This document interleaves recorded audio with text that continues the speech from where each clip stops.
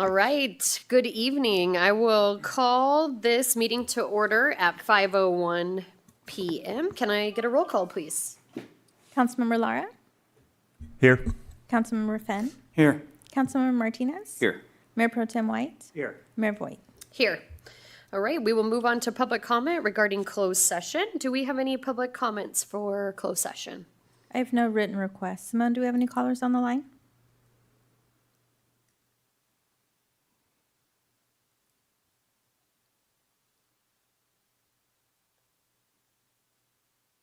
I think we were muted. Sorry, can you try that one more time, Simone? Do we have any callers on the line? No, we don't have any callers at this time. Thank you. All right, so seeing no public comment, can we please have the items read for discussion?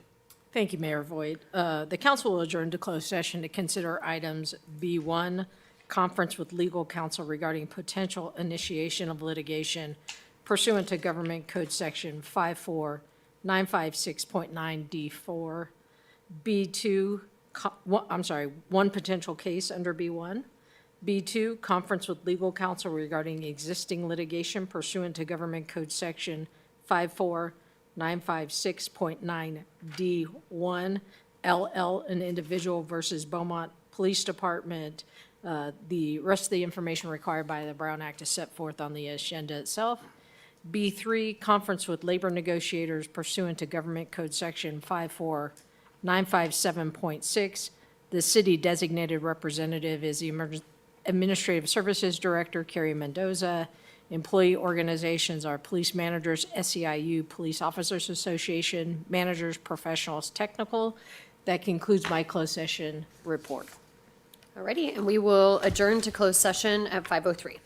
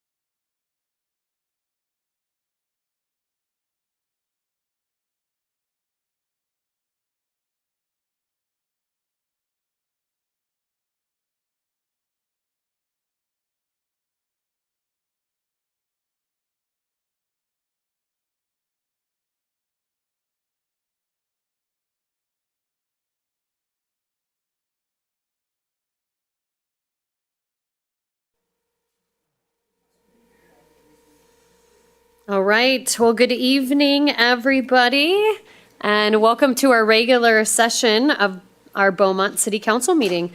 I will call this meeting to order at 6:02. Actually, I will not call this meeting to order without our city clerk. I just looked to my right to see that she's not there. So we will wait a second.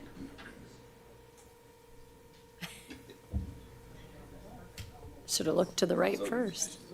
She's always there.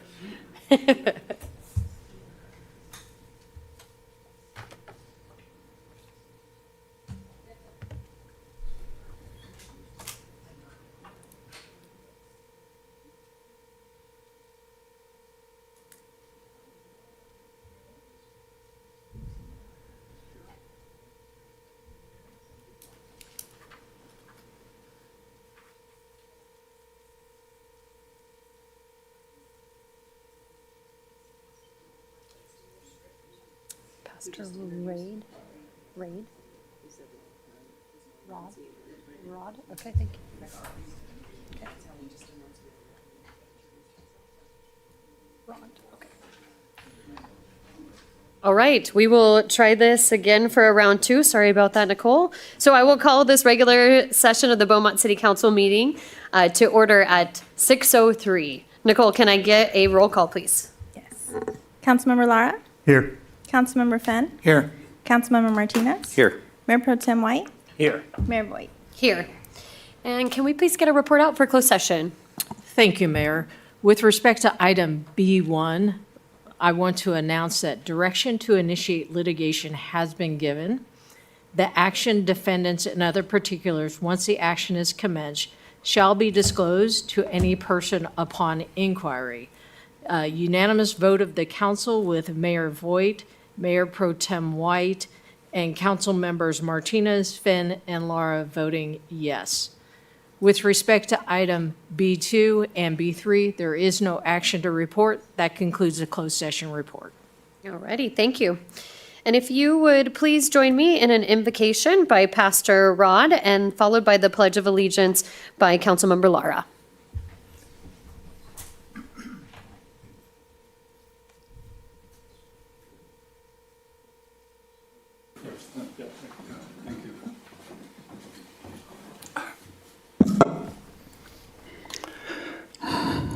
Oh Lord,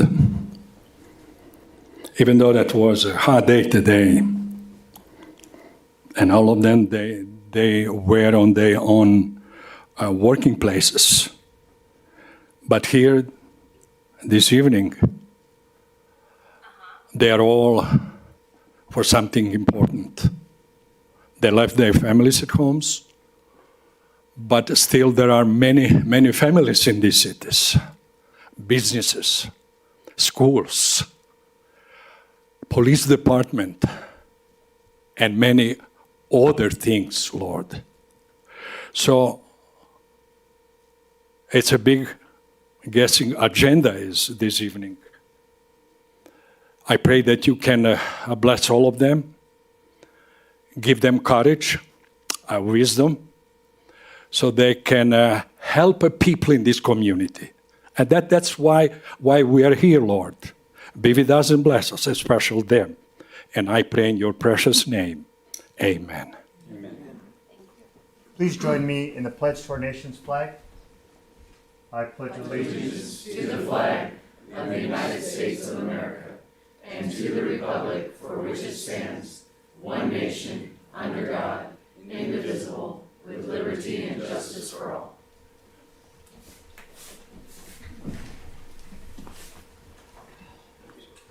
All right. And that will take us on to any adjustments on the agenda. Good evening, Mayor. I'd like to pull item J4 from the consent calendar for clarification for council. G4, just to. G4, so apologies. G4. G4 from consent. All right. Okay. And do we have any conflicts of interest disclosures this evening? All right, then that will take us to announcements and recognitions. And we will start off with Beaumont's American Planning Association California Chapter Inland Empire Section Excellence Award. Mr. Stephen Jones. Thank you, Your Honor. Good evening, Mayor, members of the council. My privilege to announce and formally recognize the City of Beaumont's Community Development Department Planning Division for receiving an award of excellence for the 2026 Zoning Code Update Project.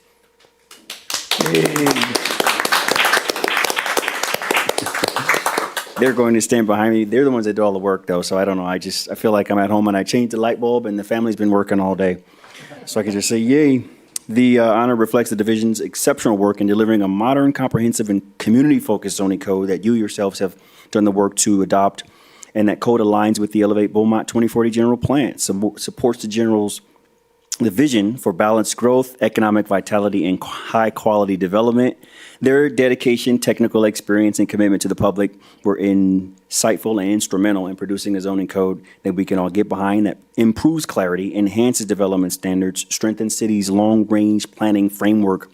Just one example, we can process restaurants, which is something that I'm sure the mayor and a lot of you council members hear about when you go out, without further delay and without super onerous requirements now. So those are things that your planners will be doing. And this recognition celebrates not only the work completed, but the professionalism and collaboration that continue to advance Beaumont's future. So thank you very much, and we appreciate your recognition. Great, thank you. And thank you to this team. I know that you guys process so many things on the regular, and ensuring that the zoning code update came through and was modernized was a true undertaking. So thank you for all of your hard work on that, and congratulations on Thank your you. award. And you guys want to come up for a picture? Thank you. Here.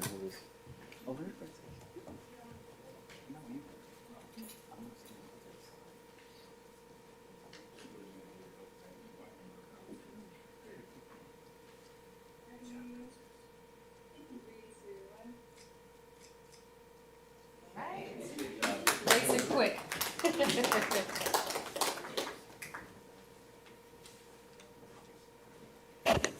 All right, and that will take us to our next recognition, which is recognition of the City of Beaumont's approval for inclusion on the California Risk Reduction Community List, FRRCL. And for that, we'll bring up Mr. Clay Shepherd.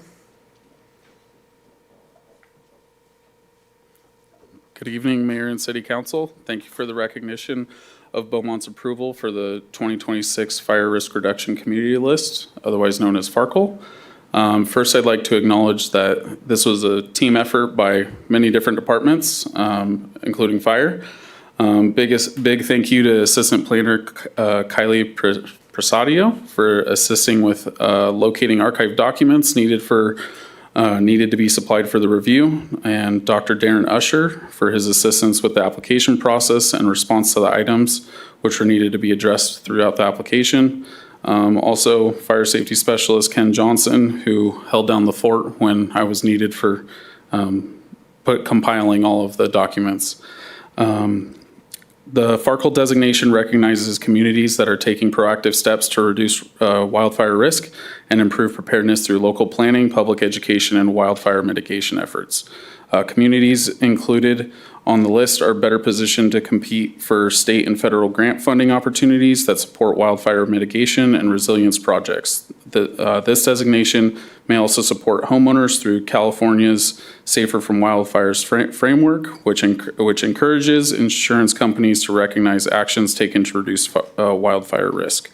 This designation is valid through June of 2028, and in mid-year of 2027, we will need to reapply to qualify for the 2028 list. Thank you. Great, thank you. And once again, thank you to you and your team for all the hard work in getting this whole process going. It's exciting to see something that can impact our community and rates in which we pay. So thank you so much for all of the hard work. And come on up and we'll get a picture.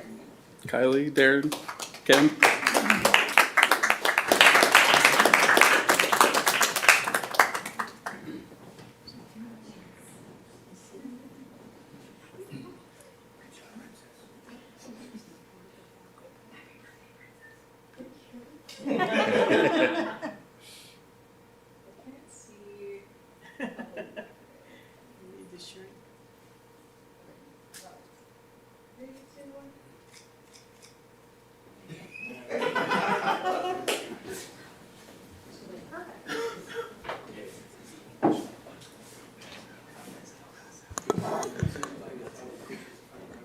All right, and continuing with the fire theme, we now have the Four Seasons Firewise Community Recognition, and for this, we will bring up Chief Dutton.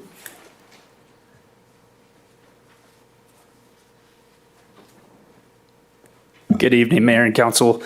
I'd like to invite any of the board members from Four Seasons to come stand with me because this accomplishment is truly a collaboration between our department and the community itself. Being a Firewise community, it takes some work by the community members. There's an assessment program that goes into it to assess risk for wildland fires.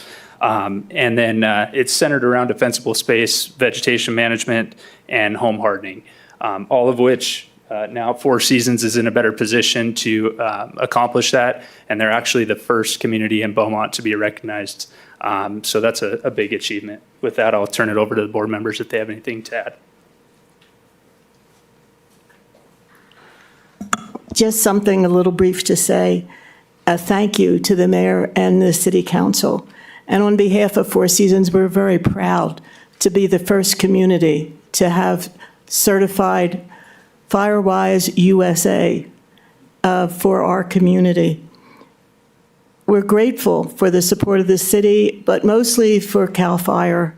Without Riverside Fire, we could not have accomplished it. They have educated us, and some of you have even been in our sessions. We have had a wonderful time learning what we needed to do, which is considerable. So I'm thanking you for celebrating this milestone with us.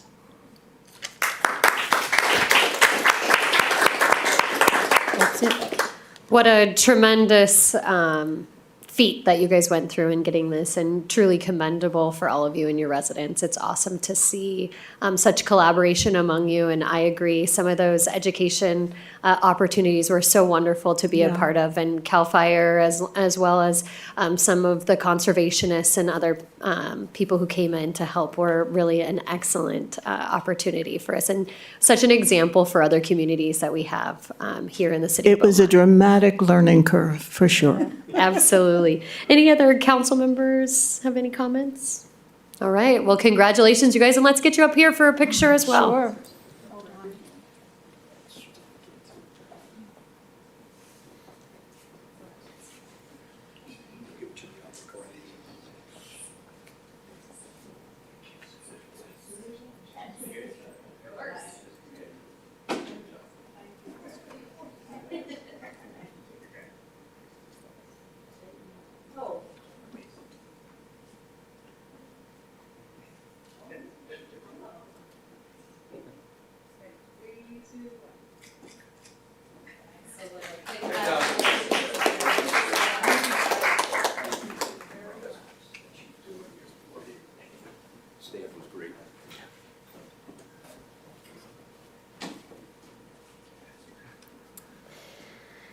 All right, and now we'll go to our public comment period for items that are not on the agenda. Any one person may address the city council on any matter not on this agenda. If you wish to speak, please fill out a public comment form provided at the back table and give it to the city clerk. There's a 3-minute time limit on public comments, and there will be no sharing or passing of time to another person. State law prohibits the city council from discussing or taking actions brought up by your comments this evening. And Nicole, do we have any public comment? Yes, I have an in-person request. Tom Daniel? Thank you. I'm Tom Daniel. I'm owner of the Beaumont Town Center. And as public comment, I'd like to talk about city business license applications, which we have talked about it for several years. And I want to thank Mike and Lloyd and Joe and everybody else that we managed to get the application reduced from 25 to 30 pages and down for a little while. We had it down as low as 6 pages, which 4 of them were very relevant that I could provide as a property owner, and only 2 of them had to be filled out by my prospective tenants. And the fee got down to a more reasonable, less than $300 fee rather than the $1,800 to $3,000 check that was requested previous.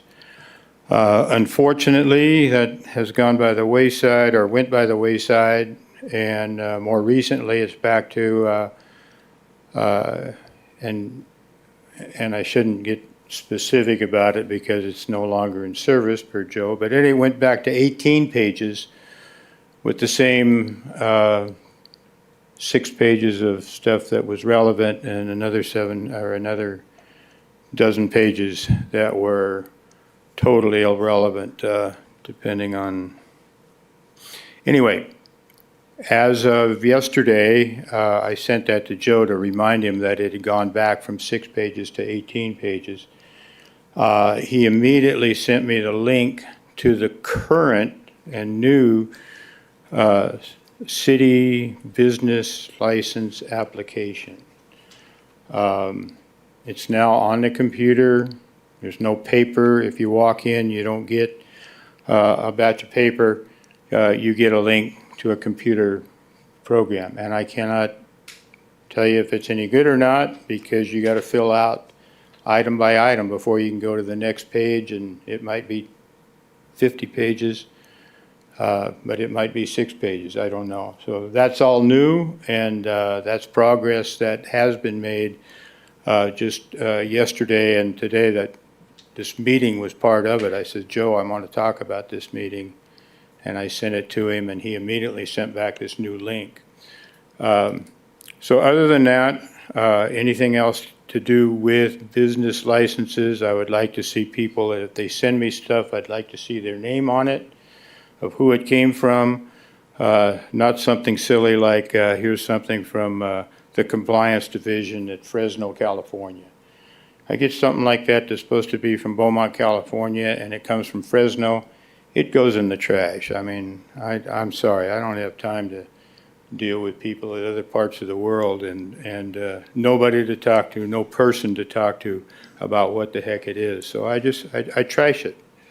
So anyway, that we've made some progress on city licenses, and we definitely are going to continue, and with the help of the entire council, we hope to be able to streamline our city council, our city license application. And my next tenant, which whenever that will be, I'm going to have that person report back to me page by page. So thank you very much. All right, thank you, Mr. Daniels. We appreciate your time. Simone, do we have any callers on the line? We have no callers at this time. All right, seeing no more, we'll move on to our consent calendar. We heard previously that item G4 was going to be tabled. Are there any other items to be pulled for discussion?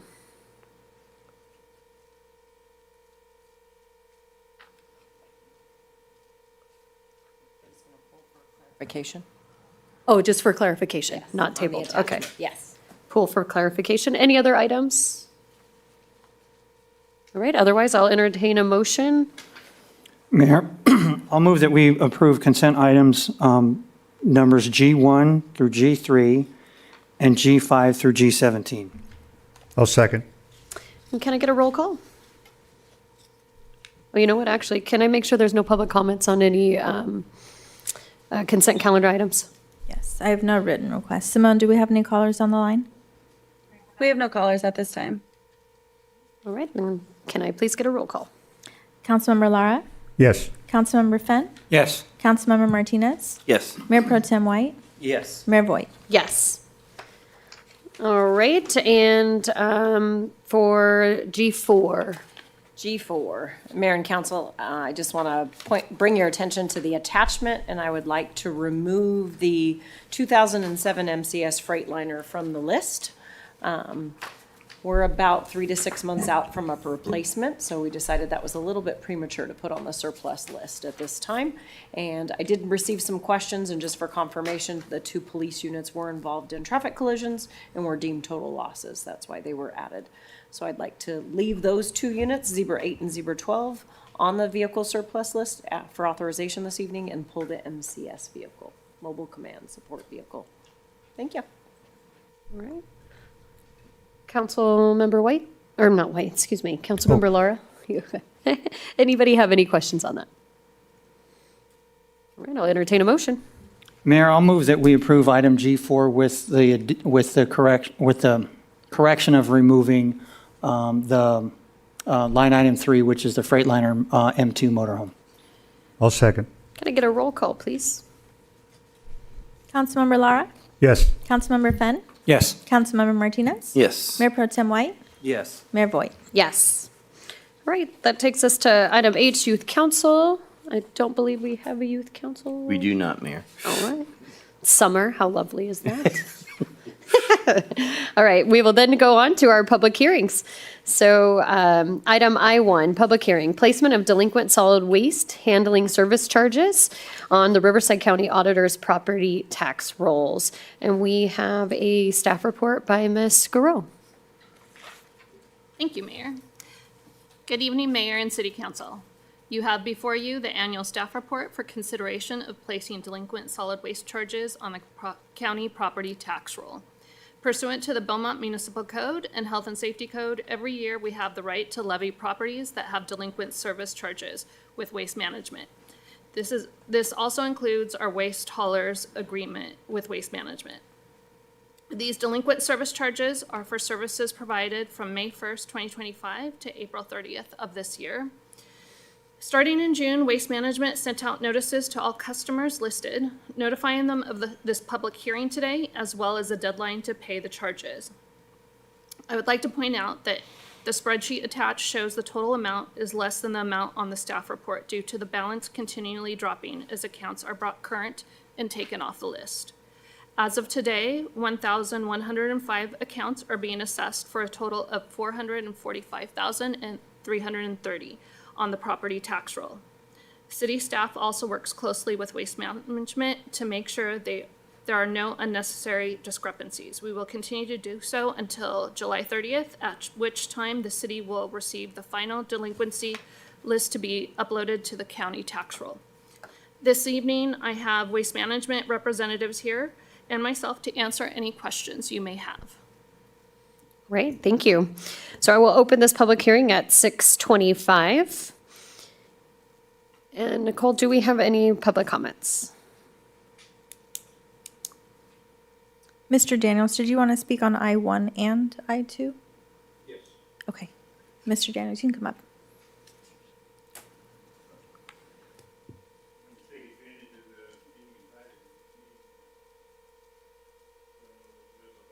Our previous business meetings that we used to have, and I'd like to see those happen again. As far as delinquent payments especially for Waste Management, I would love to have a person's name on that list. I got a past due notice for $80 out of my $2,000 bill. It gets paid every month. But nobody to talk to at the city. I've got 36 people to talk to at Waste Management. I talk to them almost on a daily basis, and I'm not interested in. But if somebody in the city wants to get interested in between our business and Waste Management, I'd love it. I'd love it. I'd like to see the city more personable. When they send a notice, if something's delinquent, I would like to see a name on it. I'd like to see when it was last paid, and who I can talk to about getting it paid. In addition to my tenant that I call you and have to call, but I'd like to see the names and the addresses and when they got a notice. So you want me to go into that other stuff at the same time, which is basically this is. All right. Yeah, I'll wait. The sewer's a little different. Anyway, just getting a notice with a city name and contact on it, I would love to see that instead of just a notice that something's past due. So, thank you. I could certainly give them a call tomorrow. I could give you a call tomorrow and we could work something out. Thank you. Do we have any other public comment? Simone, do we have any callers on the line? We have no callers at this time. Okay. I will close this public hearing at 6:27 and open it up for council discussion. Councilmember Fenn? Yes, thanks, Mayor. So a couple questions. One, this might be more directed to waste management. With each of the accounts that are listed there, I assume that these are all businesses and residences that have current trash pickup, that they are picking up actively from those locations, correct? Yes, that's correct. Okay, thank you. And then this is for waste management and staff.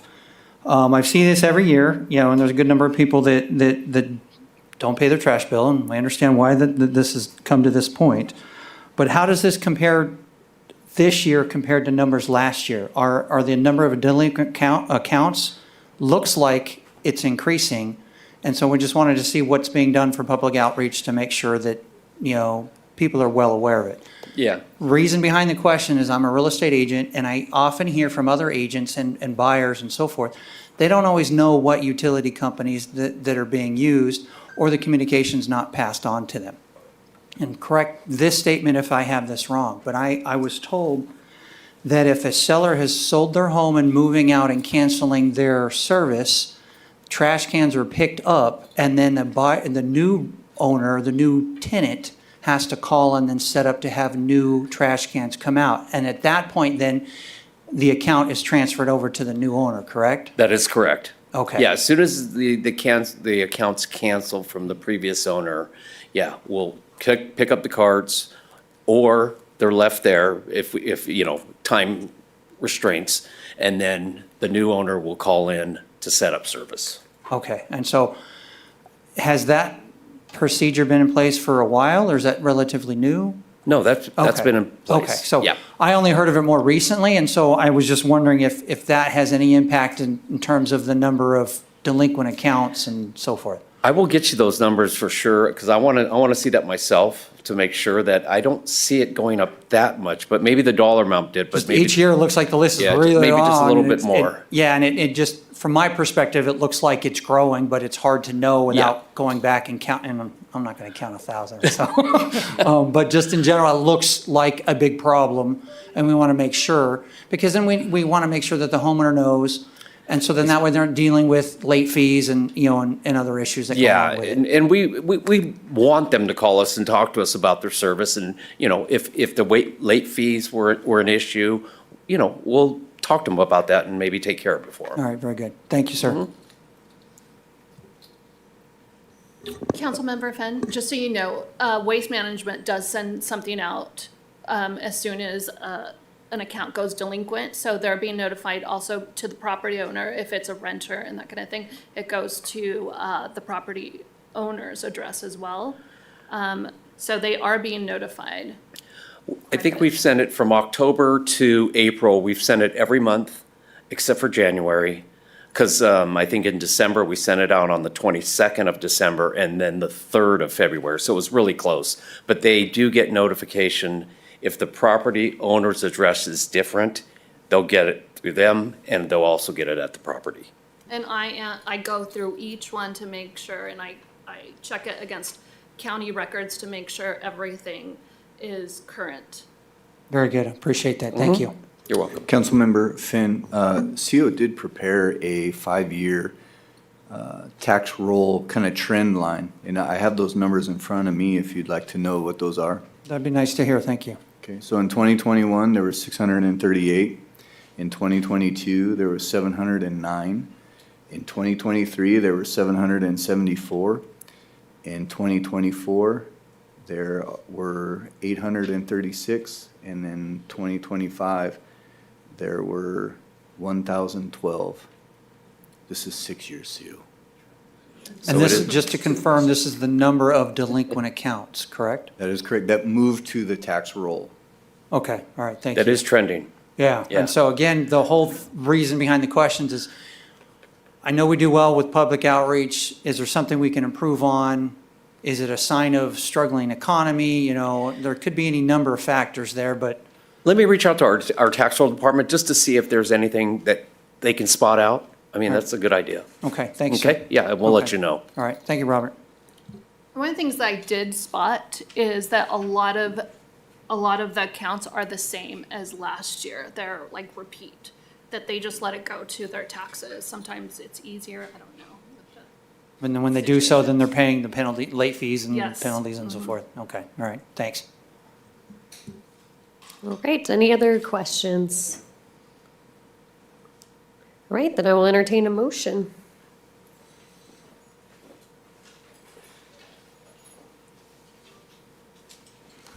Mayor, I'll make a motion. I'll hold a public hearing to waive the full reading and adopt by title only a resolution of the City Council of the City of Beaumont approving the collection of delinquent solid waste handling service charges and the property tax roll. I'll second. Can we get a roll call, please? Councilmember Lara? Yes. Councilmember Fenn? Yes. Councilmember Martinez? Yes. Mayor Pro Tem White? Yes. Mayor Voigt? Yes. Right, that takes us to our second public hearing. Item I2, a public hearing to consider the placement of delinquent sewer service charges on the property tax roll. And this will be a staff report by Ms. Carrie Mendoza. Good evening, Mayor and Council. To piggyback on waste management, so what you have before you now is your sewer service charges to be placed on the Riverside County tax roll as authorized by the Beaumont Municipal Code and the California Health and Safety Code. Staff's prepared the required reporting requirements to all properties. We've sent 2 inserts. We're in the last 2 billing cycles. The last 2 late billing cycles also had inserts warning that if they were 2 or more payments behind, that they were in jeopardy of being placed on the tax roll. We also mailed out individual mailers to over 1,800 accounts that were in jeopardy. In total, that 1.56 million. Again, we're also seeing an increase in the trend in the number of accounts. When I looked back 5 years, I didn't pull the account increase per se, but the dollar amount definitely 574,000, and now we're looking at 1.5 million. So definitely it's tripled in the last 5 years. The accounts have increased. I don't have the exact trend for you, but we are approaching 20,000 billing accounts for sewer. So that increase has definitely impacted that. So with that, I'd be happy to answer any questions. Like I said, we sent out, there was a total of 5 different types of notices to the residents that were in jeopardy of being placed on the tax roll. All right, thank you. And so I will open up this public hearing at 6:35. Do we have any public comments on this item? Yes. Mr. Daniels? Yeah, I want to keep it separate because this is a different issue as far as I'm concerned. I am responsible for 9 city sewer bills, of which I only pay 2. And my tenants are supposed to pay the other 7. And I have no objection to receiving any notices. When they're late, I would like to receive a notice. And I'd like to know who to talk to. I'd like to know when their last payments were, when they quit paying, as far as my tenants are concerned. It sounds like my tenants are getting plenty of notices, but I'm not. I get one notice that said, here's a late sewer bill, and I have to look up the account, the address, and finally figure out who my tenant was that forgot to pay the bill. I would love to see all that on this notice to me to make it easier for me to call and get it current. If it never gets current, goes on the property tax bill, well, so be it. That's, good for you, and I don't have a problem with that. Thank you. Thank you. I can have my team reach out to you tomorrow and go over your bills. And ensure your list property owner on all of them. Yes. Simone, do we have any callers on the line? We have no callers at this time. All right, seeing no more, I'll close this public hearing at 6:37 and open it up for council discussion. Councilmember Fenn? Yes, thanks again, Mayor. So a question for staff and along with Mr. Daniels' comment. Those notices get sent out, do they get sent to the property address or do they get sent to the owner of record? They do go to both. Both, okay, As very long as good. we have it on record, correct. Okay, thank you.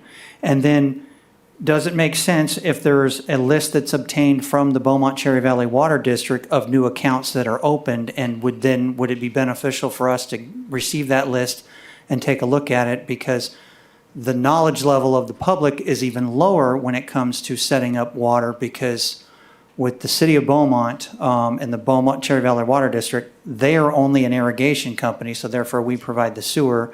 We are not the norm in Southern California when it comes to that. And so someone moving to our area, if they're represented by an agent from out of the area, they have no clue. They would rely on going to the city website, and I know that information is there. But just, again, as much outreach as we can do, I think the better, because in tripling in 5 years in the dollar amount, that's big, and so we obviously want to try to help recoup those funds as soon as possible without having the homeowner pay, or property owner paying the extra fees that they wouldn't need to if they knew otherwise. So, thank you. Absolutely.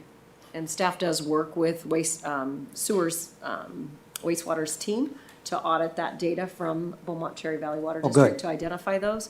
We also work with the developers on new home development as the new homes are turned over.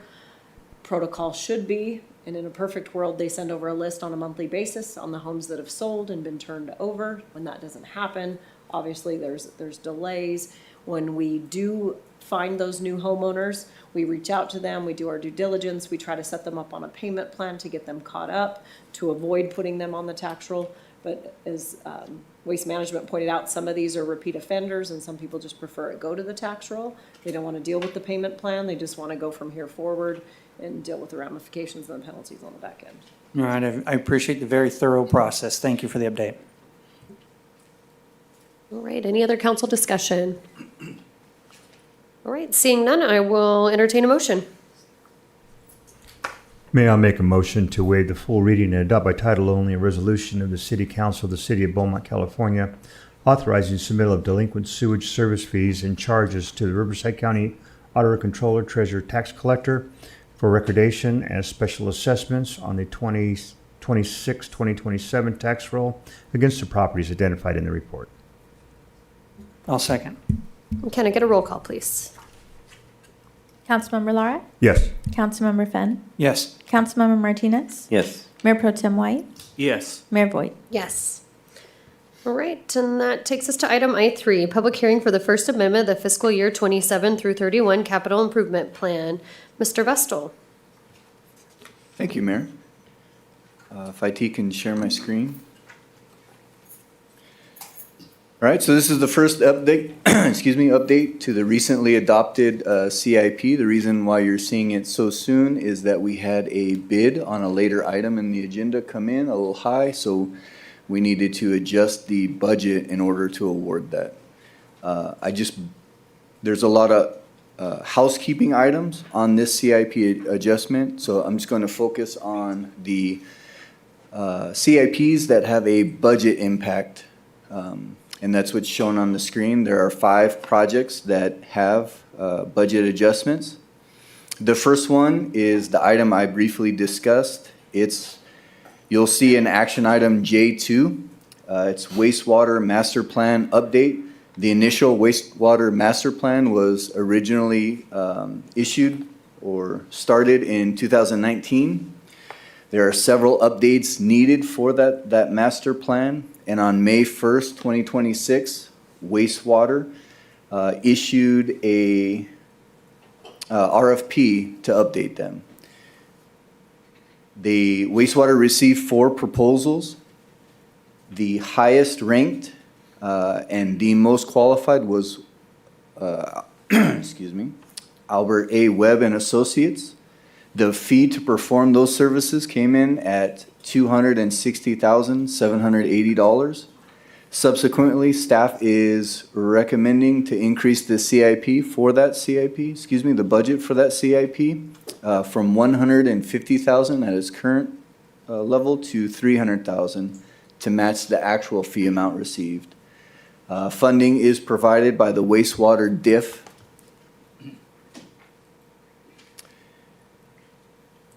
The second CIP is R2507, which is the traffic signal at Oak Valley Parkway and Palm Avenue. That is currently out to bid.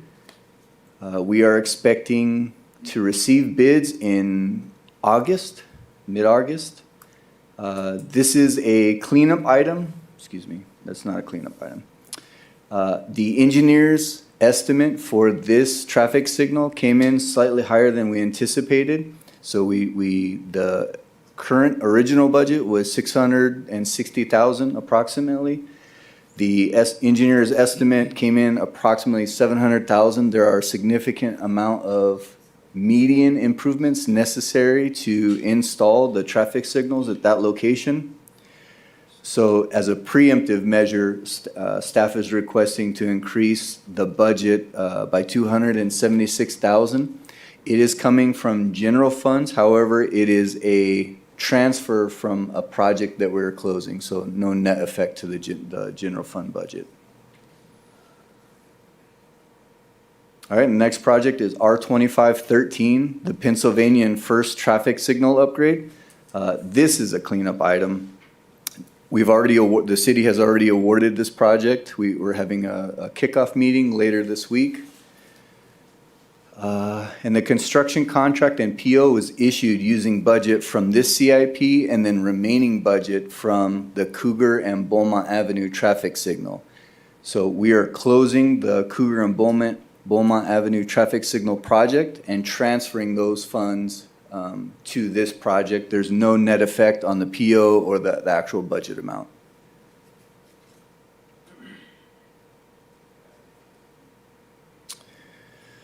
All right, the next project is R2502, the citywide sidewalk improvement. This action consolidates fiscal year 25, fiscal year 26, and fiscal year 27 sidewalk projects into one. The funding for those specific years is not sufficient to develop an actual project, so we're consolidating. Additionally, we're including a city match of 5%, or approximately 26,000 from general funds, reallocated again from closed projects. The three projects were primarily funded with Community Development Block Grants, CDBG. And this project is ready to bid pending tonight's approval of the grant, which happened in the consent items and CIP amendment.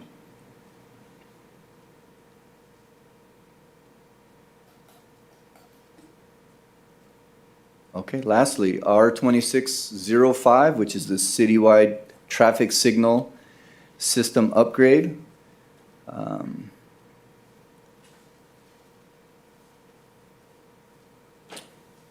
So this project, which is the AI system, will be sent to procurement Thursday of this week, pending the outcome of this item. The engineering cost estimate has increased slightly due to staff and the designer selecting certain items that have a significant benefit to this project and then the future citywide project.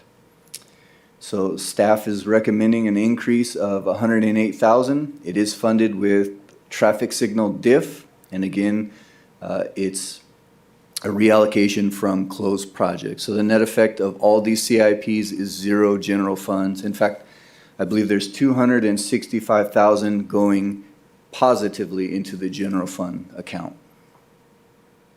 That concludes my presentation. The recommended action and the motion are in the staff report. All right, thank you for that report.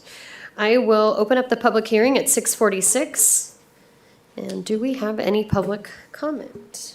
I have no written requests. Simone, do we have any callers on the line? We have no callers at this time. All right, seeing none, then I will close it at 6:46 and open it up for council discussion. Councilmember Martinez? Yeah, I just want to point out, so, at first I was concerned with the 150 for the plan, but then when you read J2, it outlines the increases for technology and the adjustments to the plans and stuff that was necessary. So I just want to reassure from you that that's pretty much where that cost came from with the adjustments that we had to do for the new plan. Yes, I believe that is the case. Thaxton can answer that more thoroughly now or as part of J2. Yeah. I'll go over it with him then, but I have to approve it now. So, but that's okay. I'm confident. Oh, there's Thaxton. Well, hello, Thaxton. It was a premature question probably, but, the 150, that was, I'm assuming set up back in the 2019. Yeah, and that's part of it. At that time, we didn't incorporate an automatic escalator on the CIPs. It's something we've subsequently addressed. So a lot of them sit there and they don't increase in value over time. So that's part of it as well. All right, and then I read further where the hydraulics and the technology and stuff that we need to update it. Yes. Went up, so, okay. Correct. All right, if I have any more questions, I'll pull it back on for J2. But I appreciate it. Thanks, Mayor. Yeah, absolutely. Mayor Pro Tem White? Yeah, I have a quick question. I know it's not one of the items on there, but Second Street and Pennsylvania, what's the status on that one? Yes, we awarded the contract on that, and we are in the process of procuring the traffic signal poles ahead of that, or now. Yeah, when we did that at First Street and Beaumont Avenue, it took us a couple of years to get those poles. I know that was a different case. It was during COVID and all of that. Do we have any estimate on how long that's going to take? No,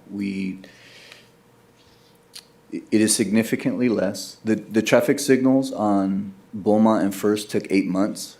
That's what we initially anticipated for Second Street in Pennsylvania. However, the phone calls we've been in are significantly less. I don't remember the exact month, but. Okay. And I misspoke. I meant Oak Valley and the 10. That was the one that took 2 years to get the poles. Oh, yes, yes. Yeah. Okay, thank you. Right, any other council discussion? I'd just like to highlight that I appreciate the cleanups all the time. Consolidating some of the projects help to, keep them manageable. And so I really appreciate staff's time on doing that and then outlining it in the way that you guys have done here. It makes for quick time and being able to understand where everything came from. So thank you for your work on the CIP for sure. All right, and with that, I will entertain a motion.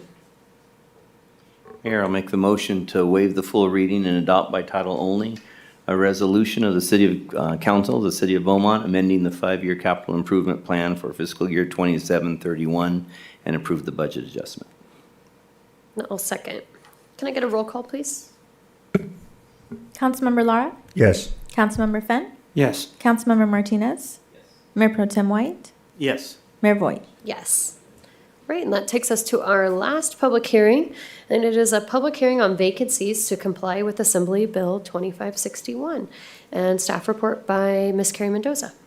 Good evening, Mayor and Council. Thank you again. Your last, as you stated, last public hearing for vacancies as it relates to Assembly Bill 2561, which is our city's annual workforce vacancy report to be in compliance with the Assembly Bill requirements. So the staff report lays out that as of July 1st, 2026, there was 284 full-time equivalent budgeted positions.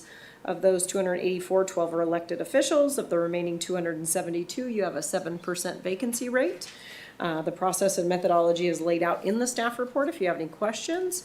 You can see the vacancy rate by bargaining unit and group. You can see where each vacancy is at in the recruiting phase of the process. We also point out the separations throughout this last year. There was 27 in total, and for the various reasons on why people have left the city. The city's focus is to remain centrally focused on workforce retention and strategies to recruit the best talent, if you will.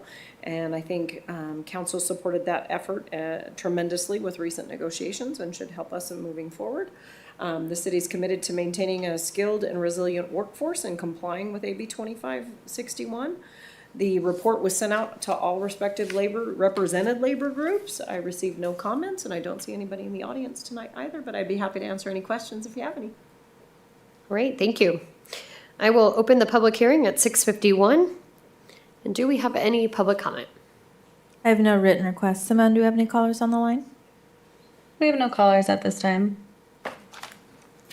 Okay, then I will close the public hearing at 6:52 and open it up for council discussion. All right, seeing none, I will entertain a motion. Mayor, I'll move to receive and file the 2026 report regarding city staffing vacancies, hiring, and retention efforts, and workforce trends in compliance with Assembly Bill 2561 or AB 2561. I'll second. Can I get a roll call, please? Councilmember Lara? Yes. Councilmember Fenn? Yes. Councilmember Martinez? Yes. Mayor Pro Tem White? Yes. Mayor Voigt? Yes. All right, then closes out our public hearings, and that takes us to the action items. For this first action item, which is proposed refunding and outstanding bonds, I will state that I will be recusing myself due to a conflict on the recommended actions for action number 1 and action number 4, as I reside in the area community facilities district number 93-1. Due to the flow of the proposed motions, while I do not have a conflict for motions 2 and 3, I will recuse myself for the entirety of J1 to ensure that we have a procedural flow. I am acknowledging publicly that this does not impede me from future participation on motions related to items 2 and 3. But to keep this procedurally smooth, I will recuse myself. And Council or Mayor Pro Tem White, you're up.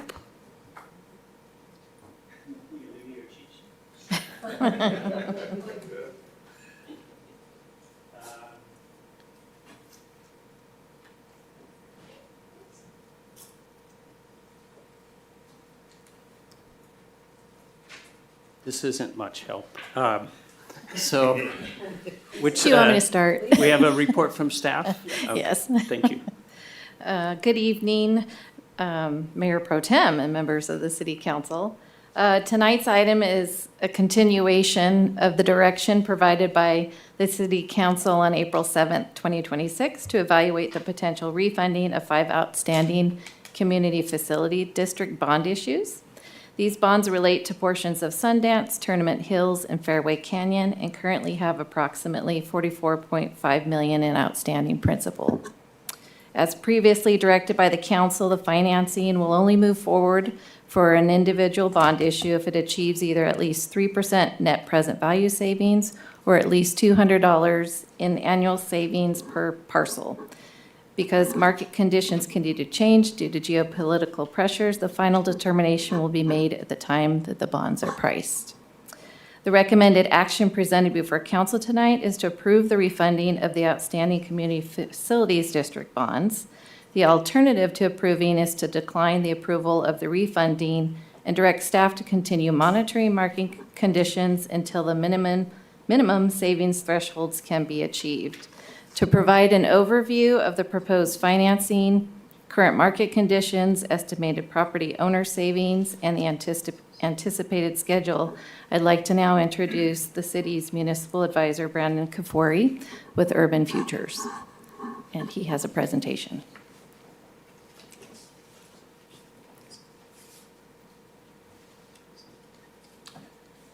Do you have the presentation? Should be automatically loaded for you.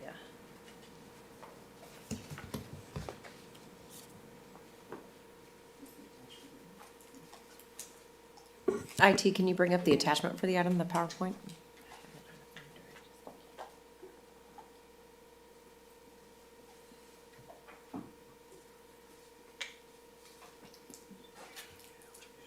I did. Yeah, I did yesterday.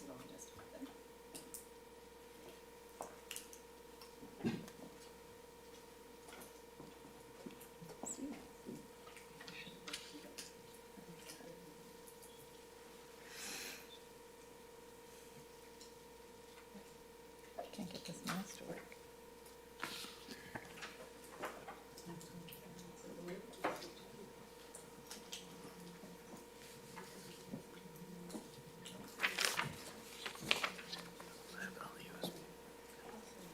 Yeah, I have a USB too.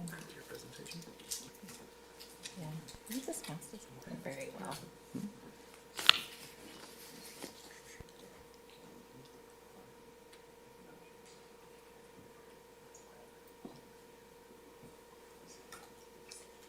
This one?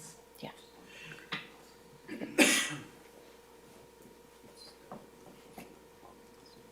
Thanks. I do a slideshow.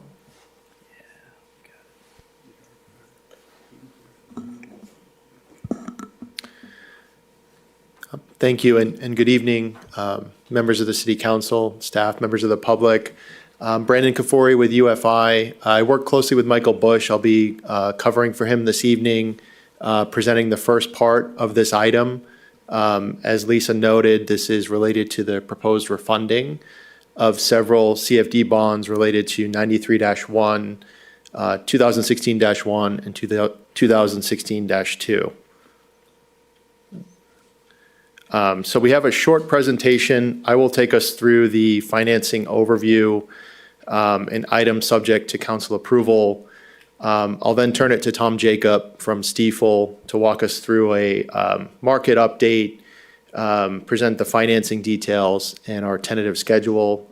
We also have bond counsel from Stradling in attendance if there are any questions related to the legal documents. So just to provide a bit of background, as Lisa noted, back in April, we last presented this item to the council and received direction to start the process to move forward with preparing documents and start to evaluate the viability of refunding 5 CFD bonds. As noted, those are in 93-1, involving 3 separate improvement areas, 2016-1 and 2016-2. The purpose, as is consistent with past CFD refundings done by the city, is to generate annual savings for homeowners, subject to certain thresholds established by the council. In April, those thresholds were set at a minimum of 3% net present value savings, or $200 in annual savings per parcel.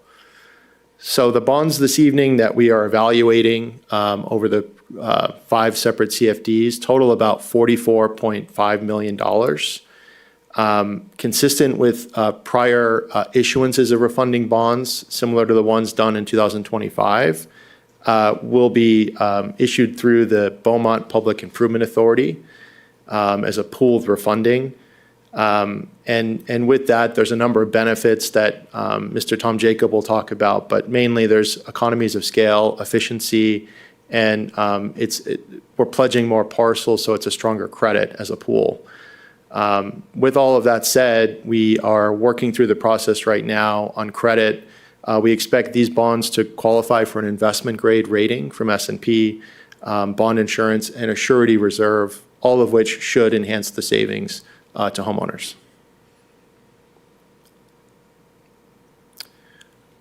So I'll speak a little bit about the item subject to council approval this evening. There are a number of documents in your packet. We're requesting approval for various resolutions related to the individual CFDs, as well as the authority to issue bonds in an amount not to exceed $42.5 million.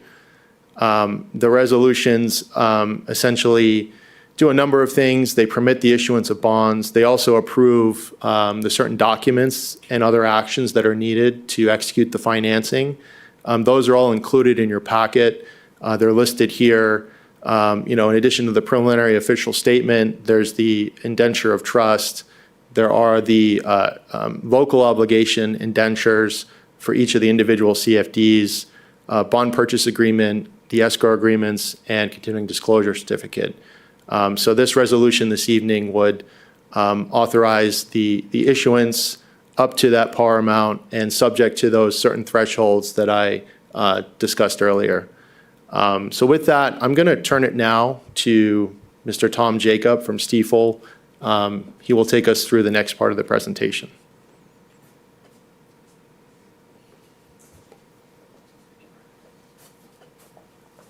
All right. Good evening, Mayor Pro Tem, council members. Tom Jacob from Stiefel.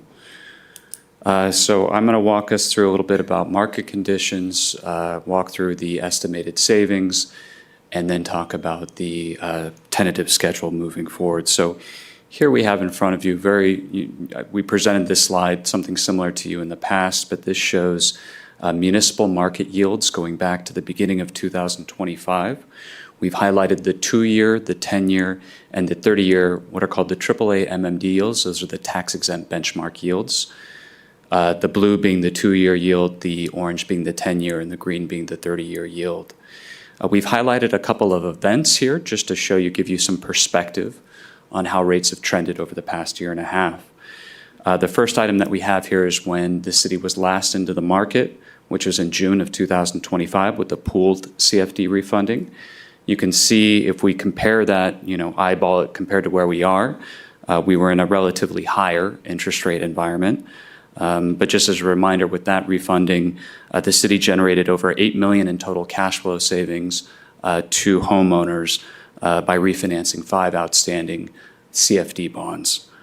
If we kind of work our way down towards the right-hand side of the chart, we see more recently, of course, we had the start of the conflict in the Middle East, the start of the Iran war, which impacted oil prices, inflation expectations, and did cause interest rates to increase. In April, you can see that while still elevated, interest rates were slightly coming down when City Council approved moving forward with exploring this transaction back in April. And fast forward to today, I should say as of last Thursday, the 2-year was at a 2.43, the 10-year was at a 3.12%, and the 30-year was at a 4.32%. So we're a little bit lower in terms of where the yields are compared to when council gave its approval back in April of this year. Before we review the estimated savings of the pooled refinancing, I just wanted to remind council of the benefits of the pooled refinancing, some of which Brandon touched on a little bit earlier. We talked about the economies of scale.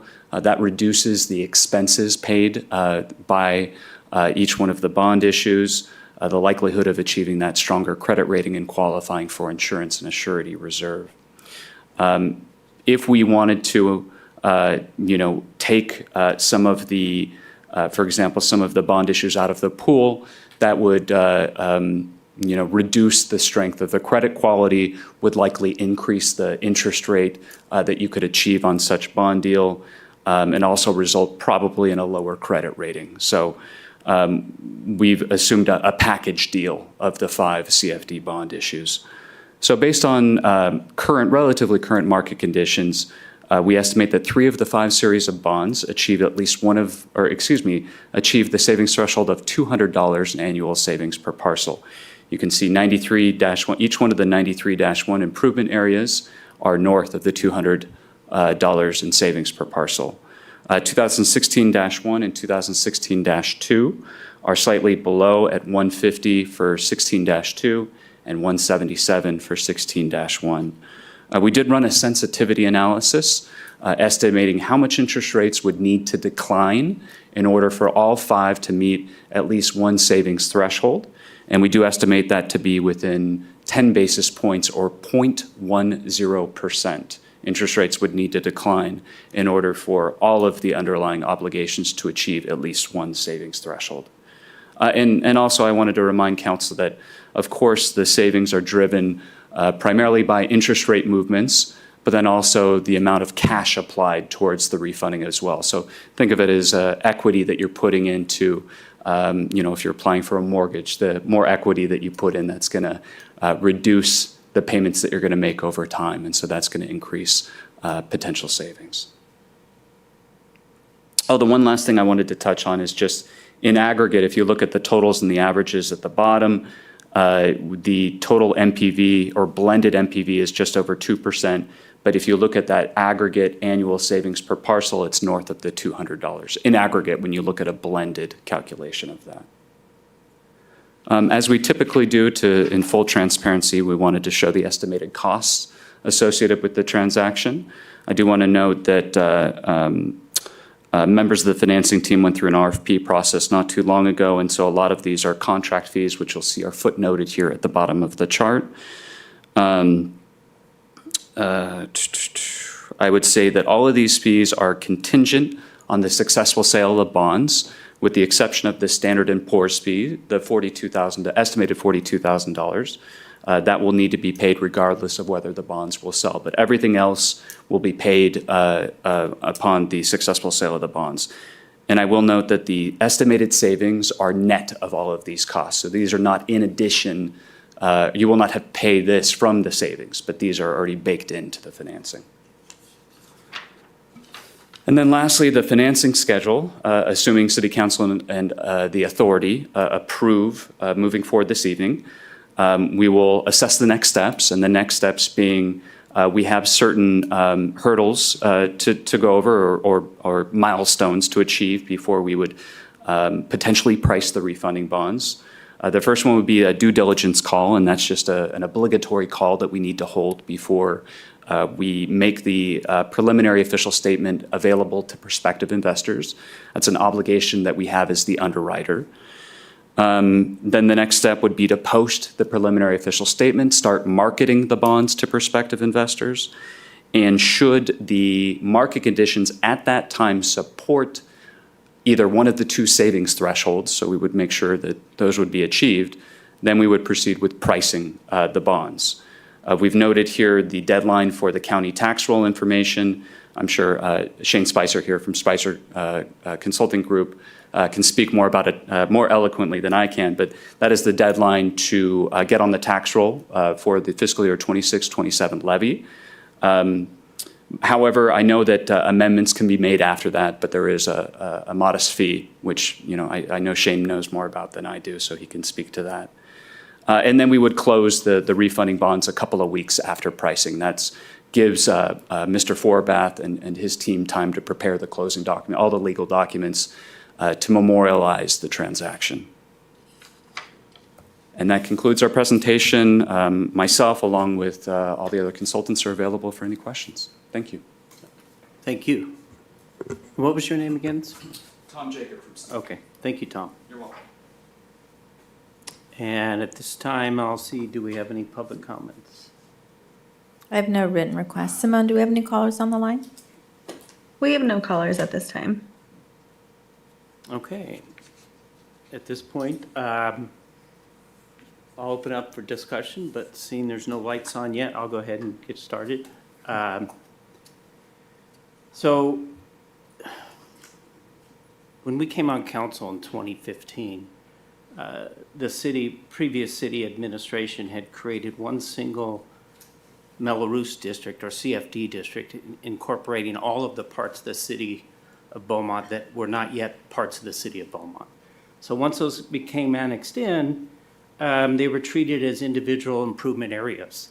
And this is an unusual approach to this, and it's also what led to all of the scandals and the money, lawsuits, people getting arrested, people convicted, was a result of the process, in my opinion, of the way the CFDs were managed at that time, which was basically there was a blank check. Every improvement area, regardless of the size, was estimated to, most of them were 15 to 20 million on the improvement areas. Mine is a good example. Ours was 11 million, and it only took about 3 million to build out our infrastructure for our homes.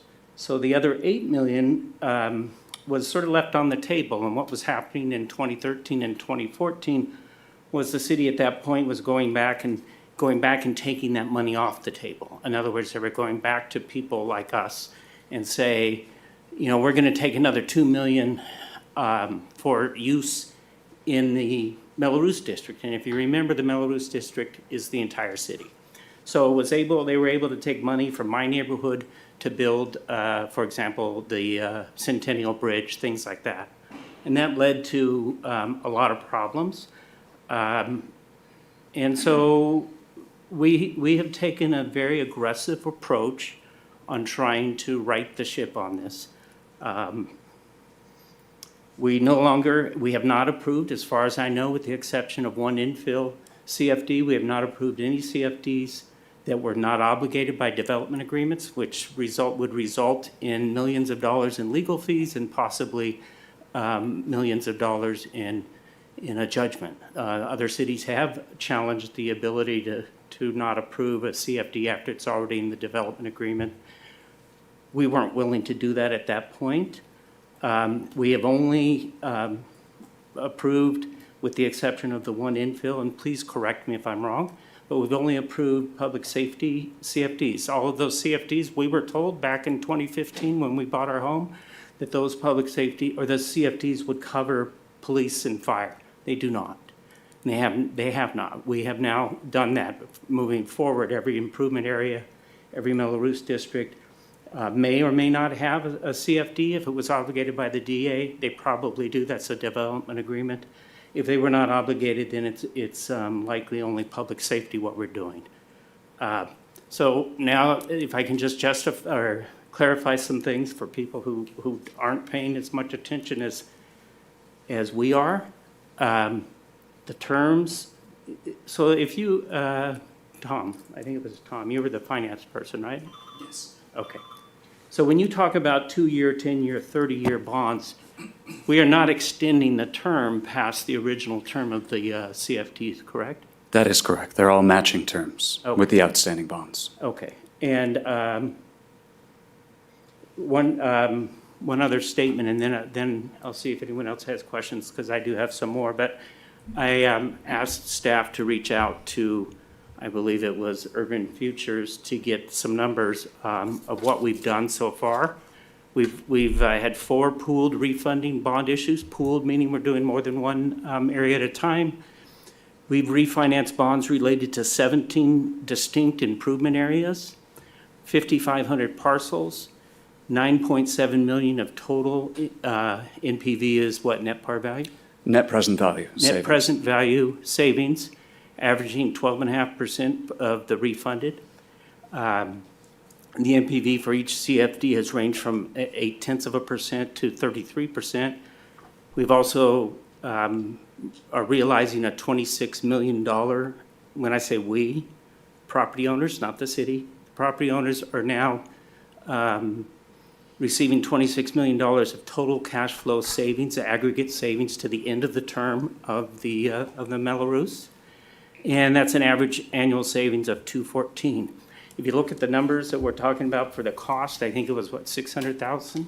Is that what the cost was around? That's right. That's Okay. right. That is a number that is very hard for us to deal with. Are we going to pay $600,000 to save people on what is a relatively small amount?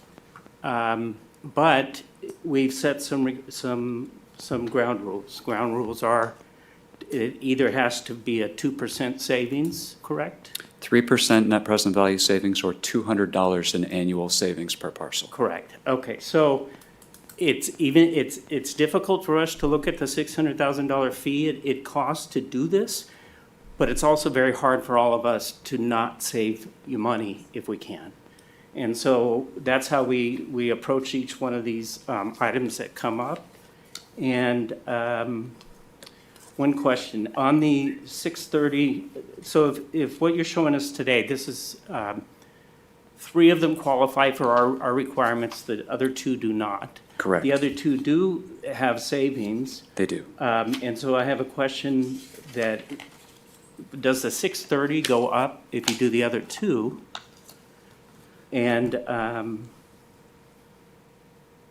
And also, I'm worried about doing the other 2 because it's not meeting our rules, but it will bring everything else down, possibly in a lower interest rate. But that would also put us in a position that those 2 areas that we may save less than what we had set out as a goal to save, might be eligible for refinancing or refunding, in next year or the year after that, and maybe have a better chance.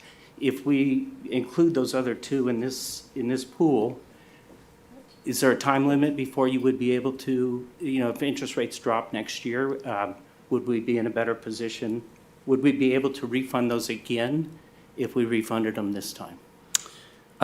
So your first question was regarding the fees. And so there are some variable components. However, the variable components are only the underwriter's fee, which is based on the par amount. Okay. And so this $630,000 assumes that all 5 will be refinanced. It does. Okay. It does. So it is likely the only fees that are going to be driven by par value are going to be the underwriter's fee. But if the par value goes down, then our fee goes down as well. So Okay. it just ebbs and flows with the par amount. And as far as I know, I think all of the other fees The rating agency fee, there's a range if the par amount goes up, but it's not going to change drastically. So all the other fees are pretty locked in. Okay. There are some small changes that could happen if the par amount shoots up drastically, but they shouldn't change much. Okay. Sure. Please correct me if I made this. No, good evening, Mayor Pro Tem White, Councilmembers Brian Forbath from Stradling. I think you summarized it well. I think just the one thing I just wanted to just clarify for everybody here. The approval tonight authorizes us to move forward, the financing to move forward with all 5 of these, assuming each one of these CFDs meets this threshold.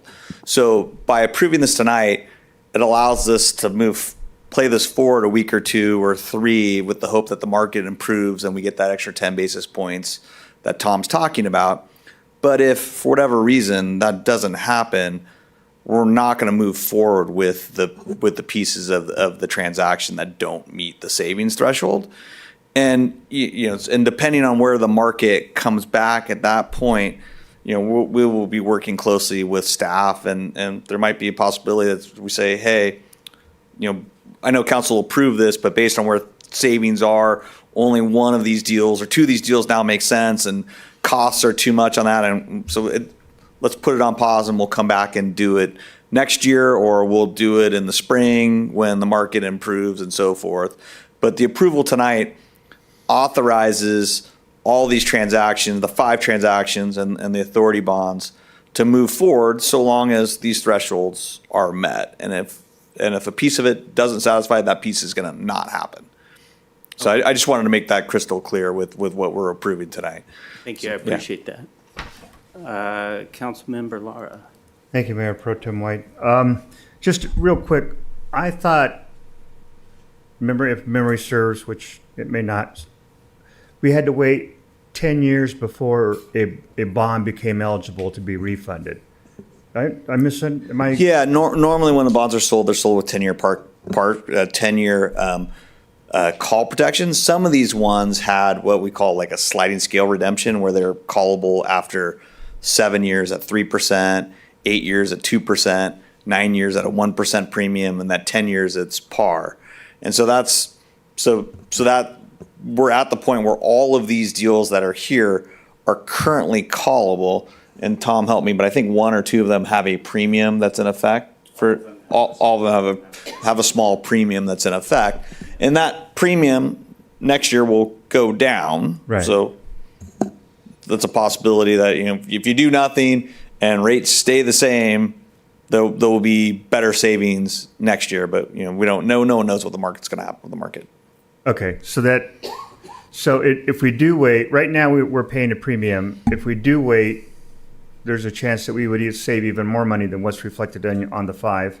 Potentially. And then I think as Tom indicated, I think it's 605,000, then that too would also drop. So the cost to refund would be lower. Is that correct? The cost of the refund will be essentially the same. I mean, the cost refund is fixed fees per contract for Stradling, for Spicer Consultings, for Urban Futures. Okay. Stiefel gets paid based on the size of the transaction. So Okay. assuming all 5 transactions are in, they're going to get paid the same amount. And by the way, if next year there might be additional transactions that would be here for you to do, and so their fee may go up next year, Right. depending on if there's additional transactions. Okay, thank you for that no clarification. problem. I appreciate that. That's all I have. Mr. Finn. Yes, thanks, Mayor Pro Tem. So I'm not sure if I missed the answer to one of Lloyd's questions. How often can these be refinanced? If we don't do one now, can it be done in a year if conditions are better? So if these bonds are refinanced, these 5 bonds are refinanced, there would be another 10 years of call protection. So you wouldn't be able to refinance these bonds for another 10 years. And we would expect the same thing with the 7-year with 3%, 8 to 2, and so forth? That typically applies to bonds when they're non-rated bonds. So when it's a new project, there's a lot more development. When there's a CFD, a brand new CFD, there's a lot of development to be had. Those bonds typically have that sliding scale that Mr. Forbath mentioned. But given the strength of the credit quality of this, usually there's a longer call protection being 10 years at par. Okay, thank you. You're welcome. Mr. Martinez. Yes, thank you, Mayor Pro Tem. So thank you, for clarifying that the costs are already subtracted. That was important to understand for me, and I had that as a question. And on that 10-year maximum or minimum call, if they are going forward with finance, is that why it's so critical to make sure that we're doing it at the right time? Because once we're locked in, we can't bring it back. I think that's the tricky question, right? I mean, it's always going to be dependent on market conditions, and so that's why I know council has their set thresholds. And so it's at council's discretion when you hit those thresholds. If you want to refinance them, you're locked out for a 10-year par call. To Brian Forbath's point earlier, you just don't know what the market's going to hold in the future. You don't know where it's going to go. Thank you, and thank you, Mr. Forbath, for talking about if it just doesn't make sense, you'll come back. Because I do remember a time where you did come back and we had a plan and it just didn't work. And then we came back and said, we're going to have to take another look at this at another time. So I'm more comfortable knowing that you have direction of what we're looking for. And if it just doesn't work, you come back and let us know, hey.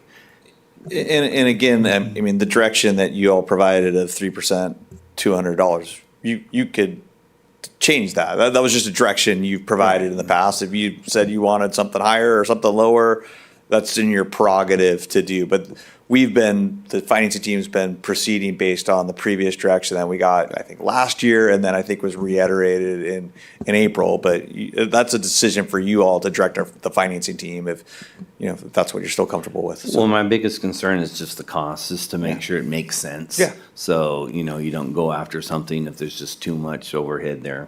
That's all I wanted to comment on. All right. Excuse me, can I add something here? Absolutely. So something that I think is important to note. Mr. Spicer, why don't you say who you are and where you're Sorry. from? Shane Spicer, Spicer Consultant, City's tax consultant. So something that I think is good to understand is timing. Obviously, market uncertainty. But we were just here a couple weeks ago approving the annual tax rolls for 26, 27. So those were ready to set. We're still in the process of submitting them, and as was presented, we have till August 14th to submit the tax rolls.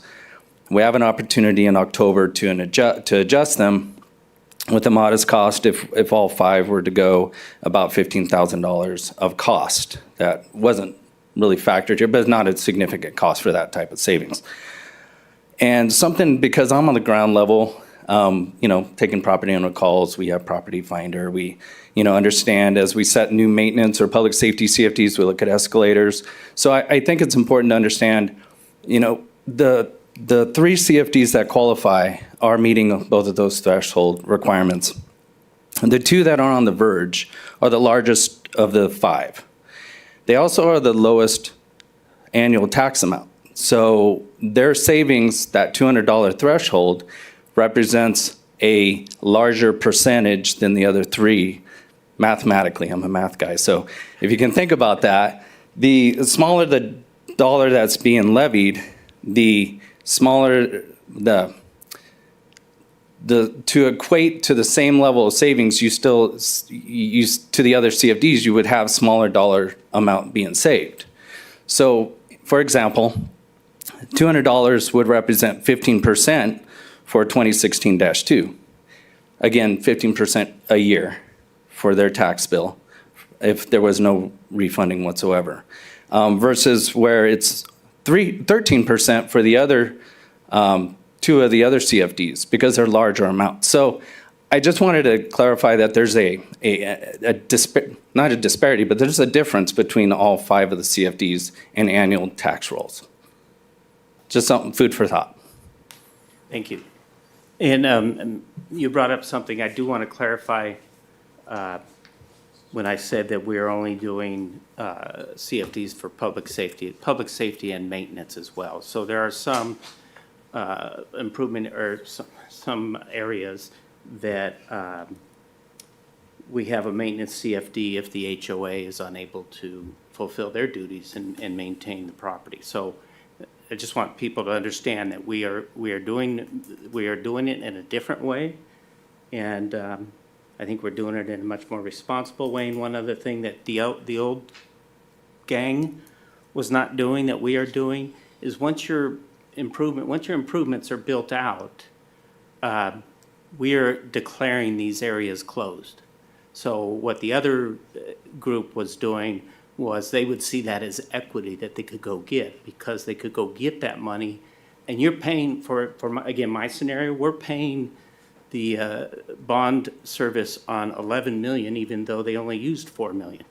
So what we're trying to do here, and what we've been doing for the last 10 years, is trying to roll that back and get it back to an amount that, makes us more responsible. So again, every time we face the cost, and we think, well, we're only saving someone $200, we're saving somebody $200. And we're not increasing the terms. And that's all I have. If there's anyone else. Oh, Mr. Penn. Yes, thanks, Mayor Pro Tem. So question then, with those 5 CFDs, are they all fixed amounts, or do any of those have a current escalator?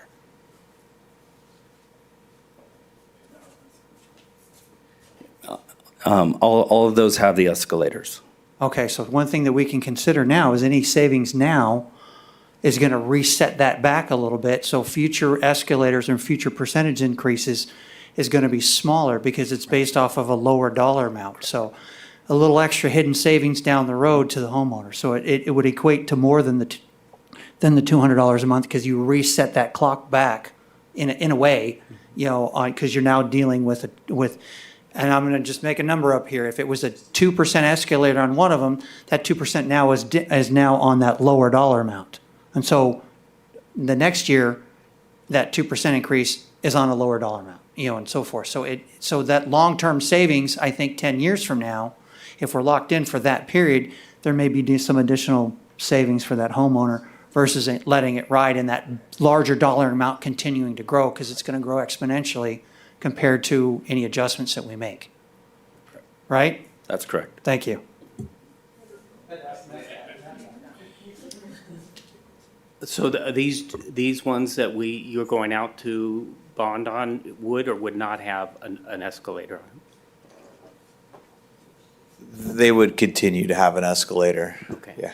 There's not enough savings to get rid of the escalators like we've done in some of the past transactions, I don't believe. Okay. Yeah. I'm sorry. Three of the 5 have escalators, excuse me. Okay. Yeah. Now or after we? Now. Now. And after. Okay. And after. Yeah. Are there any more questions up here? Last one. So of the 2 that do not, are they the 2 that don't meet the threshold right now? That's correct. Oh, okay. All right. Thank you. Okay. Any other comments, discussion? I am comfortable with, because of the way you guys have worked in the past, of giving you I'm comfortable with giving you the authority to look for all 5 of those, but we really do want to stick to our numbers. For some of us, I moved here in '06, so my Mello-Roos should be done in '36. And there may be others that are, in the same position where theirs are getting to the point of that 30 years. So I'm good with giving you the authority to go forward. What the rest of you think? Comfortable. Okay. So I get to make the motion? Is there one motion? There's 4. 4 motions. Yeah. You already said it. I was just You gotta going read to it. step in just real quick to be sure we're clear. So there's CFD 93-1 is a single CFD, and you're approving the issuance of bonds by 3 of the improvement areas within there. So there's one resolution for that. So that's one of the motions. Another motion is to approve the issuance of bonds by CFD 2016-1. That's a separate CFD where you sit as a separate legislative body of that. And then there's CFD 2016-2, which again is a separate CFD, which you sit as a legislative body of. And then the 4th hat you get to wear today is as the financing authority. So what will happen is each of the CFDs will issue bonds that will be purchased by the financing authority, and the financing authority will sell bonds that are secured by each of the underlying CFD bonds. So there's really 4 actions for you tonight. They should each probably be done by separate motion. Okay. Thank you. Thank you. So, Question, Mayor Pro Tem? Sure. So when it's listed as 93-1 in the first recommended action, do we need to list each improvement area such as 8D and 8E in those? It's a part of the resolution. In the resolution, it specifies each of the three of it. So if you approve the resolution itself, it specifies each of the three improvement areas inside of it. I'm sorry, I don't see that on our recommended motion on page 941. It's not in the title of the resolution. It's not in the title of the. But it's in the body. It's in the further body down. of the I got you. resolution itself. Yes. Okay, thank Yeah, you. Yeah. Here it is. It's in the resolution. So, so at this point, we have 4 motions, and we have 4 members up on the dais. So who wants to go first? Grab a motion? I'll take the first one, we can All go down right. this way. It's yours. So Mayor Pro Tem, I move that we waive the full reading and adopt by title only resolution of the City Council of the City of Beaumont acting as legislative body of Community Facilities District 93-1, authorizing the issuance of special tax refunding bonds and taking other actions in connection therewith, and recess the City Council meeting. I'll second that. Councilmember Lara? Yes. Councilmember Fenn? Yes. Councilmember Martinez? Yes. Mayor Pro Tem White? Yes. All right. Next, I'll waive the full reading. I move to waive the full reading and adopt by title only the resolution of the City Council of the City of Beaumont, acting as legislative body of Community Facilities District number 2016-1, authorizing the issuance of special tax refunding bonds and taking other actions in connection therewith, and recess the City Council meeting. And I'll second that. Councilmember Lara? Yes. Councilmember Fenn? Yes. Councilmember Martinez? Yes. Mayor Pro Tem White? Yes. You want to take the next one? Yes, sir. 3. I'll let you go. All right. Thank you for asking. I will move to waive the full reading and adopt by title only resolution of the City Council of the City of Beaumont acting as legislative body of Community Facilities District number 2016-2, authorizing the issuance of special tax refunding bonds and taking other action in connection therewith, and recess the City Council meeting. I'll second. Councilmember Lara? Yes. Councilmember Fenn? Yes. Councilmember Martinez? Yes. Mayor Pro Tem White? Yes. So now do we have to open the meeting of the Board of Directors? Okay. So the motion is convene a meeting of the Board of Directors of the Beaumont Public Improvement Authority and waive the full reading and adopt by title only resolution of the Board of Directors of the Beaumont Public Improvement Authority, Riverside County, California, authorizing the issuance of its local agency refunding bonds in one or more series in an aggregate principal amount of not to exceed $42,500,000, and approving certain documents and taking other actions in connection therewith, and adjourn the board meeting and reconvene the City Council meeting. I need a second. I'll second. And can we get a roll call? Councilmember Lara? Yes. Councilmember Fenn? Yes. Councilmember Martinez? Yes. Mayor Pro Tem White? Yes. And so we're back into the City Council meeting. We're all done, correct? Okay. A little rust.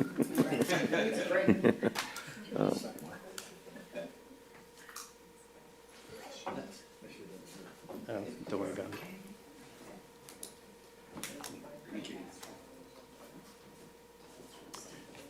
All right, so if she doesn't come back, I'll take over the meeting here. Let's assign her to some committees.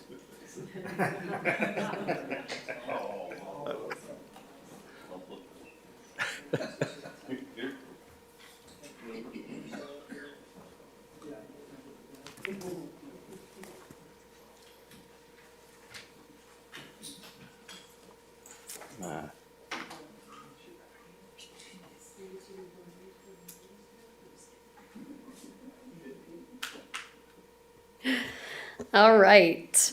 We will move on to J2, award a PSA for the wastewater master plan update. CIP WW 26-5, report by Thaxton Van Bell. Good evening, Mayor and Council. Yes, the item before you tonight is consideration of award for a professional services agreement to update our master plan. You heard a little bit about it from Mr. Vestal earlier, and I'll go over a few of the items that I think Mr. Martinez was referring to. Right off the bat, I think it's important to note that our last master plan was the city's very first master plan. So that was the first run at it that kicked off in November of 2019. In that time, Beaumont has grown at quite a clip, as we all know, everybody that's up there. Also, the software model that's used, that is no longer supported. That company has closed shop. Additionally, kind of ties into the previous item. Before that, developers kind of decided where all the infrastructure went. And some of the information was as good as what was provided to the city at the time. So in that interim period, we brought on a collections crew, a camera truck. We've updated a lot of inaccuracies that we found throughout the system. Infrastructure that was said to be there that wasn't.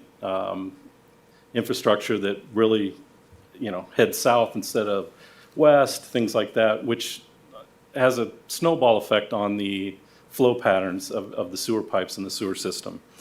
So what we're looking to do is update that master plan, also take into consideration the future growth that's coming in a large part, and not just in the city limits, but also in the city's sphere of influence. So that's an important component too. A very big component for me in this was the CIP element. It's really important to get CIP triggers, projects, accurate forecasts. So that's another component in this. When it's all said and done, we should have triggers by this many developments come in, this many units. It's going to trigger an upgrade of this pipe size. Who's responsible? Is it the developer? Is it overall to the city? Things of that nature. And then just a couple other things that are new since then is really the advent of the ADU concept. And then as you hear Mr. Jaggers always refer to, conservation is a way of life. There are city or state plans for water conservation and less flows to a sewer, so we've incorporated that into the RFP. Chris with a K, Danielson is in the house tonight. He is the project manager assigned to this, and with that, I'll take any questions, or Chris can certainly answer them. Okay, thank you for that. Can we see if we have any public comment? I have no written requests. Simone, do we have any callers on the line? We have no callers at this time. Right, and I will open it up for council discussion. Councilmember Martinez? It's just a quick question. Does it include the plan, anything for recycled water? 'Cause I know we're still working on that, but does it have any, well? No, the recycled water wouldn't end up in the collection system and coming back to the plant. So that's after it won't be, yeah. So this is just the actual true wastewater? Okay. And it's wastewater to the plant, not what we do with it after that. Correct. Okay, perfect. Thank you. Thank you for clarifying. Any other comments? Okay, then I'll entertain a motion. All right, Mayor, I'll make a motion, but Thaxton, I just wanted to say thank you for everything that you've done to bring this plant up to speed and guide us in that direction. I know you've standardized the lift station pumps and to make it easier for us and more cost effective for us to maintain that. And you're playing ahead rather than trying to play catch up. So I do appreciate those efforts. So I'll move to approve the award of professional service agreement to Albert A. Webb Associates not to exceed $263,780 for an initial one-year term to complete wastewater management plan update with two optional one-year extensions for continued support per our Beaumont Municipal Code 302.070. And to approve a 10% contingency of $26,378 for contract amendments and authorize the city manager to approve amendments up to $26,378 for a total budget of $290,158. I'll second. Can I get a roll call, please? Councilmember Lara? Yes. Councilmember Fenn? Yes. Councilmember Martinez? Yes. Mayor Pro Tem White? Yes. Mayor Voigt? Yes. All right, that'll move us to J3, Public Works Agreement for the construction of the fiscal year 26 annual citywide street rehab and maintenance capital improvement project number R2601. Report by Mr. Vestal. All right, thank you, Mayor. Just a brief correction on the Second Street traffic signals at Pennsylvania. Unfortunately, I was referring to First Street in Pennsylvania where the contract was awarded. Second Street, we are finalizing the construction package, getting it ready to bid. The poles are out to bid. Okay. So I apologize for the need for that. I apologize for not catching that. Yeah. All right, if I could have IT share my screen. This is for the award of your annual citywide street project. Council approved the street selection back in June of 2025, I apologize. On June 3rd of 2026, the city advertised for this project. On July 7th of 2026, the city received bids from Mattich, All-American Asphalt, and R.J. Noble Company. The bid tabulation for each of these bids is provided in attachment A. However, for full transparency, I'll just read them into the record. For Mattich, it was 2.8 million approximately. For All-American Asphalt, it was 3 million. And for R.J. Noble, it was 3.2 million. So Mattich was identified as the lowest responsive bidder with a base bid of, more specifically, $2,794,698. The project has 4 additive bids for various work on Highland Springs. And I'm going to navigate to Highland Springs. These images are in your staff report as an attachment.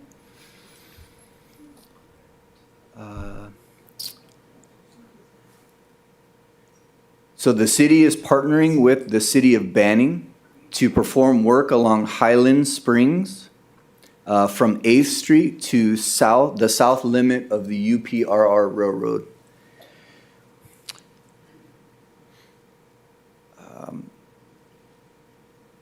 This will allow the city, both cities, to fully improve Highland Springs on both sides. It will be a mill and overlay.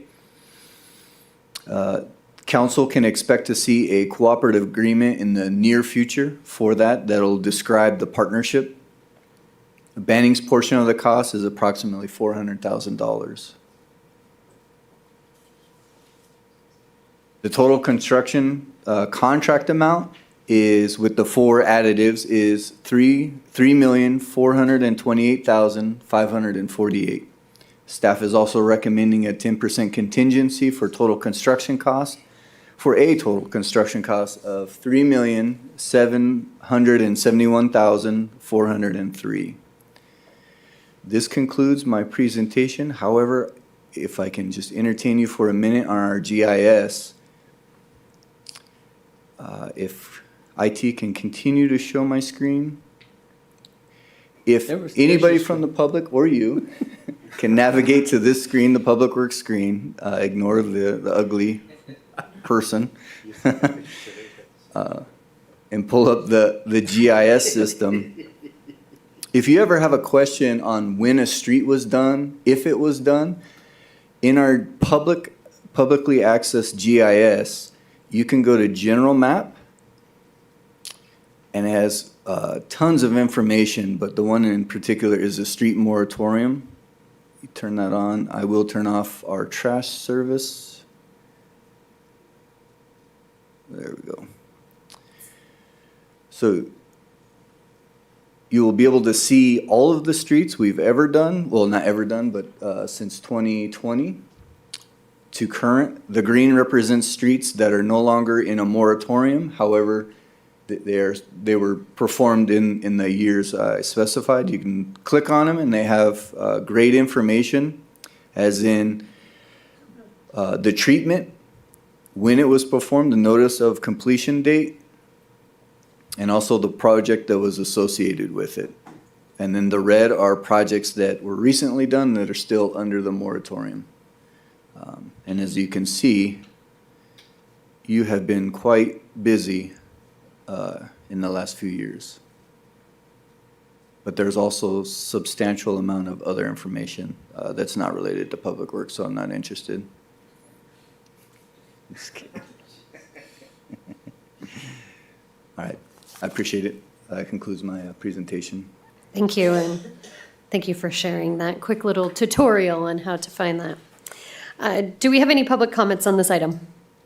I have no written requests. Simone, do we have any callers on the line? We have no callers at this time. All right, we'll move on to council discussion. Councilmember Fenn? Yes, thanks, Mayor. Just a quick question. Will there be any special instructions for Maddich when it comes to doing Highland Springs?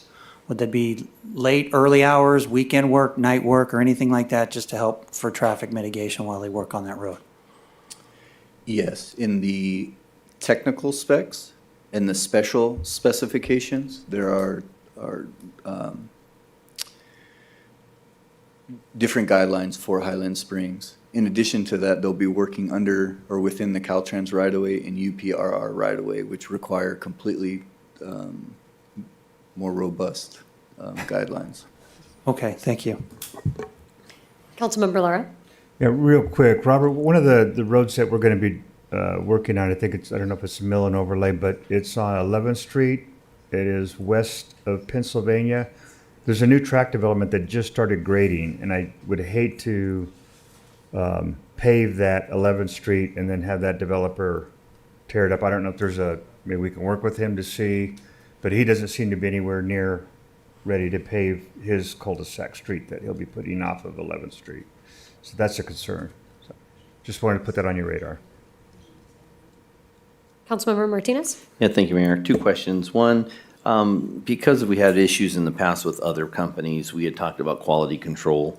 Did we decide if we were just going to keep staff, the ones that go and check, or did we go with the consultant idea that there was going to be someone hired to go and check projects when they're completed? On this particular project, we felt like keeping the inspection in-house. If council is recommending to go outside to the same company, we can perform that. No, it was just, I was just wondering if we had going forward. I know that problem's been, alleviated, so going forward, I'm comfortable with in-house. But I'm sure that if it becomes too cumbersome for staff, you'd come to us and let us know for that, I'm assuming. We'll monitor it and make sure that we have adequate resources on inspecting it. If we feel like additional resources are needed, we will bring something back to council. Perfect. And then second of all, if there was a concern where Banning couldn't or decided not to go through with their MOU, do we have a plan to where we would continue our side only or put the whole project on hold, or what's kind of that out thinking of that? Yes, absolutely. Because we bid it as an additive, the quantities for the remainder of the project are unaffected. We could not perform that work and it not be an issue with the contract. Oh, good. Okay. Thank you. That's all. Mayor Pro Tem White? Oh, sorry. So in the past, so when we approve these, if we approve these tonight, when does construction on these start?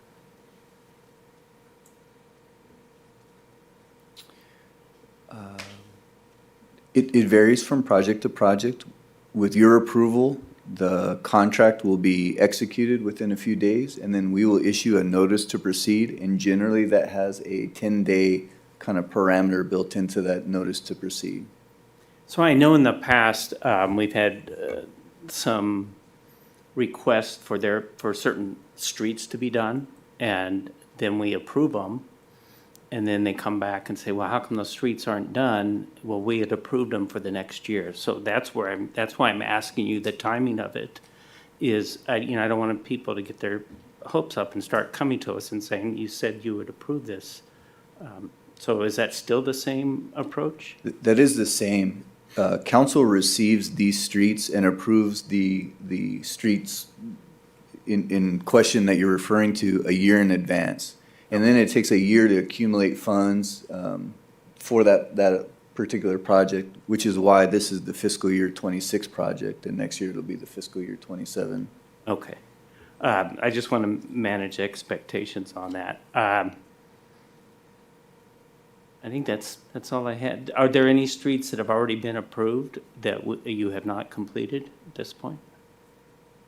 No, in this particular project, we've added additional streets Okay. because the funding was available. Okay. All right, thank you. Any other questions on this item or discussion? All right, then I will entertain a motion.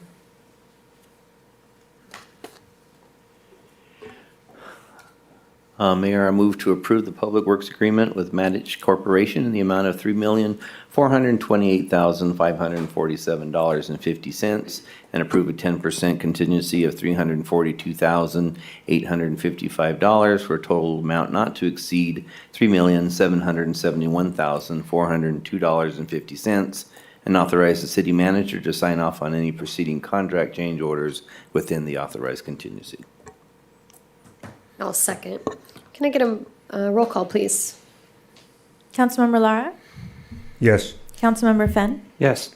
Councilmember Martinez? Yes. Mayor Pro Tem White? Yes. Mayor Voigt? Yes. All right, that takes us to our very exciting J4, grant agreement for the Outdoor Recreation Legacy Program, ORLP Stewart Park. And a staff report by Mr. Story. Thank you, Mayor and Council. Tonight's staff report and motion is in regards to officially receiving the grant money for the Stewart Park renovation project. This is to officially receive just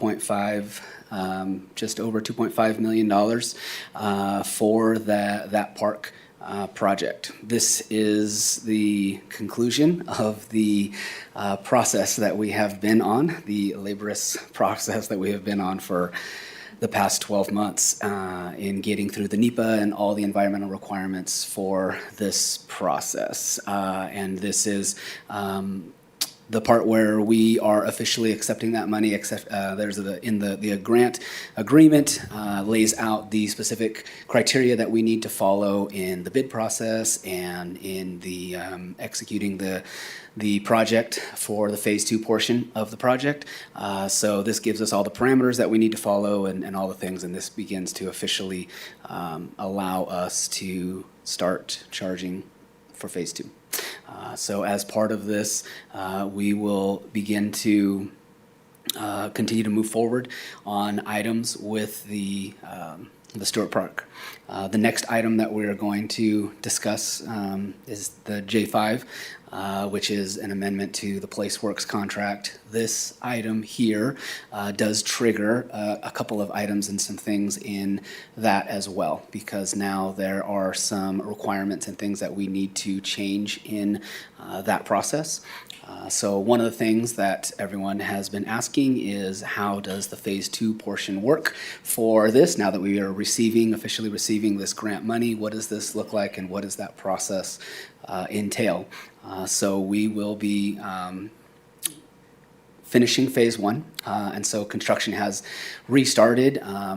Residents and people that pass by the park will notice that they have started regrading the project, and so it looks more like a park that is in process right now rather than a park that is not moving forward. And we've had some pretty exciting things that have happened.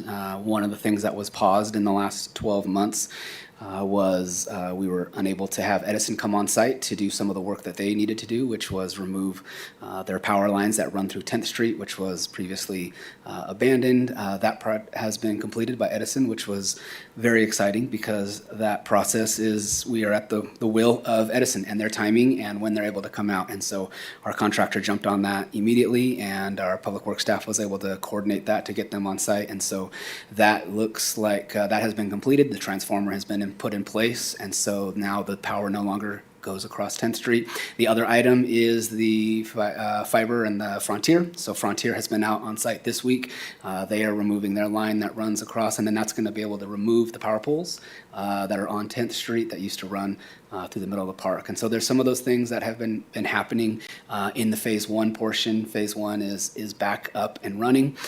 We are and have reinstituted some meetings and a new schedule that's been submitted to us to complete phase one. And so we are aware and we are holding that contractor to those things. There has been, when you have a 12-month delay, there has been some restart stuff and getting subcontractors and everyone back lined up into their schedules and getting our project back on there. And our staff has done a great job coordinating all those different timelines. And we now have a new updated schedule from the contractor on what phase one will look like. While that is happening, simultaneously, our staff is also preparing the phase two bid. And so that is what is in conjunction with the next item in J5, some of the new requirements and some of the things that are going to be specific to the new phase two bid portion. When we go out to that, some of the required documents and the required verbiage that needs to be in that bid document, also the process where we're now bidding phase two as a separate project.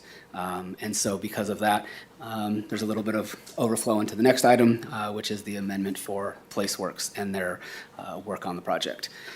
But I can turn it over to each of you to ask any questions you might have for Stewart Park. If there would be any, I wouldn't imagine why, but if you have any questions, I would love to answer them at this time. All right, thank you. We'll pause for a second for public comment. Do we have any public comment? I have no written requests. Simone, do we have any callers on the line? We have no callers at this time. All right, well, I will open us up for some council discussion, and I think I'll start it really quick. Thank you for your brief kind of synopsis of everything that's going on with regards to this. Just as a point of clarification for the public, because there's been a lot of discussion online about Stewart Park recently, probably at our prompting. One thing I would like to remind the public of is that phase one, when it did start, was fully funded. So there's been some discussion around whether or not that was fully funded. It was fully funded. We did start this project with all money in our pockets and ready to execute. When we then submitted for the phase two portion and started working on that, knowing that we needed to go out for some grants, the grants had other requirements, which then required us to pause phase one, which once again was fully funded and moving forward in order to get that section completed through this federal grant funding. Yes. So I know there's been a lot of confusion out there. I just kind of wanted to add some clarity around that. And now that we have this grant, we have the match funding available, we are able now to go and start the process of truly looking at phase two, which is what we're talking about for J5. So just kind of wanted to highlight that and add some clarity for the public. This is a really exciting time. This has been a lot of work on staff's part. This has been a lot of work on this council's part, and really going out, a lot of work from the city manager's office and our elected officials in helping to procure this grant and ensure that we were able to get the funding available so that we could utilize more of taxpayer dollars for other projects throughout the city as well. And I think that that's really been the due diligence part for this council. So that was what I had to discuss with regards to that. So Mayor Pro Tem White? Yeah, Doug, you pretty much gave us a staff report for J5. Is there anything else you'd like to add? Because I'd like to bring both of those items together. Absolutely, no, that's totally fine. Yes, correct. That's pretty much the staff report. Okay. Yeah. Okay. Yeah, one more thing. Sure. Again, from what we've heard, there's a lot of miscommunications. And if there's a way that we can do a little bit better messaging, for some people who just drive by there and get all angry with us. But it's moving forward. And like I said, I look forward to approving these two items tonight. Thank you. Mayor, if I may, I do have just some information that might be useful. The advertisement date for phase two is estimated to be September, the later part of September of this year. As Doug had mentioned, construction for phase one will now be anticipated to be completed in approximately March of 2027. The phasing of the project, depending on how the award for phase two is issued or whoever receives the construction contract for phase two will, staff will work with them diligently and also with Act One on phase one to ensure that we can open up parts or portions of phase one while phase two is being constructed. Yes. Yeah, that's all I have. Thank you for that. I think that's great news, because in the past, we've heard that potentially it would just go through. So if we can continue to look for ways to give that park back to the community, even if it's small portions while undertaking the other, I do think that that's a great compromise for the community. And that falls in, also falls in line with the update in J5 for the architect, is some new things that we're pushing on them that has to be done now in a Okay. certain way. Great. All right, well, with that, I will entertain a motion. If there's no public comments for J5, I want to go ahead and make a motion for both items. Can we check and see if there's any for J5? I have no written requests. Simone, do we have any callers on the line? We have no callers at this time. Okay, I'll move to approve the recommended actions on both J4 and J5. I'll second. Can I get a roll call, please? Councilmember Lara? Yes. Councilmember Fenn? Yes. Councilmember Martinez? Yes. Mayor Pro Tem White? Yes. Mayor Voigt? Yes. All right, that will take us to item J6, contract for painting for the citywide, with Kodiak Painting, excuse me, for the citywide facility painting project. Also, Mr. Dexter. Yes, we are excited to bring another one of our ISF projects to council. This is for our citywide facility repaint, as we have been working through over the past year or two to repaint facilities. This particular award to Kodiak would be to paint the police station, the PD annex, and then the exterior of the community center. So this is something that we have been strategically going through all of our facilities and updating the facade and the exterior of them. This was put out to bid.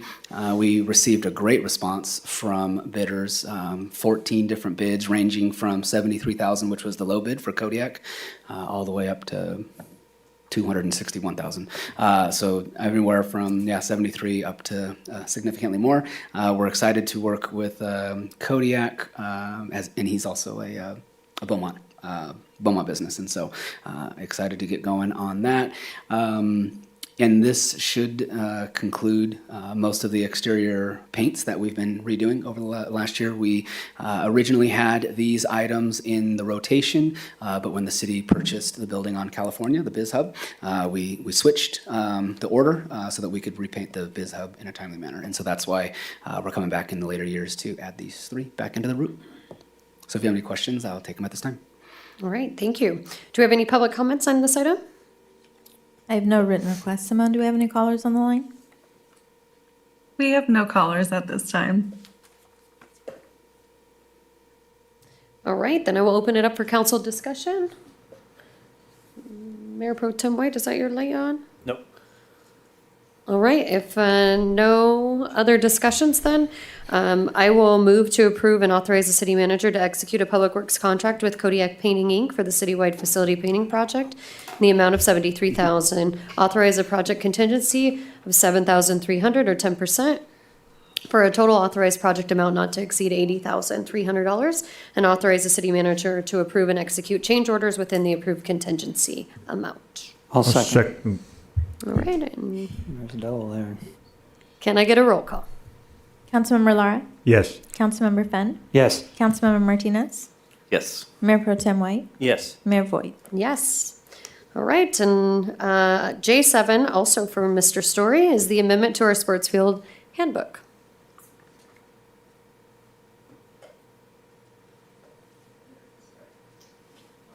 A lot of tabs open here. I have a PowerPoint presentation if we can switch over to my computer here, just to point out a couple of items that we're updating in this policy. Just so we know, we originally adopted this policy for our sports field in 2023. This was an opportunity at the time to clarify fees when I first stepped into this department, there was a lot of things that we weren't monitoring and weren't doing, and this was one of the first major steps that we took into helping control some of those items out there. When we instituted these fees is also the same time that we were able to collect monies that would offset some of the maintenance items that we were doing at the sports park. So for example, the turf planing and some of the turf rehab that we did on certain areas was all due to the fees that were collected due to this policy. The big reason that we are adjusting and making the proposed adjustments to this policy is, of course, we are very close to being complete with the new synthetic turf fields at the sports park. We're very excited to open those. I do not have an exact ribbon cutting day yet, but it is coming shortly, and so we're hoping to have that dialed in late August, early September for council to come to, and more importantly, to announce to the community that those fields are open.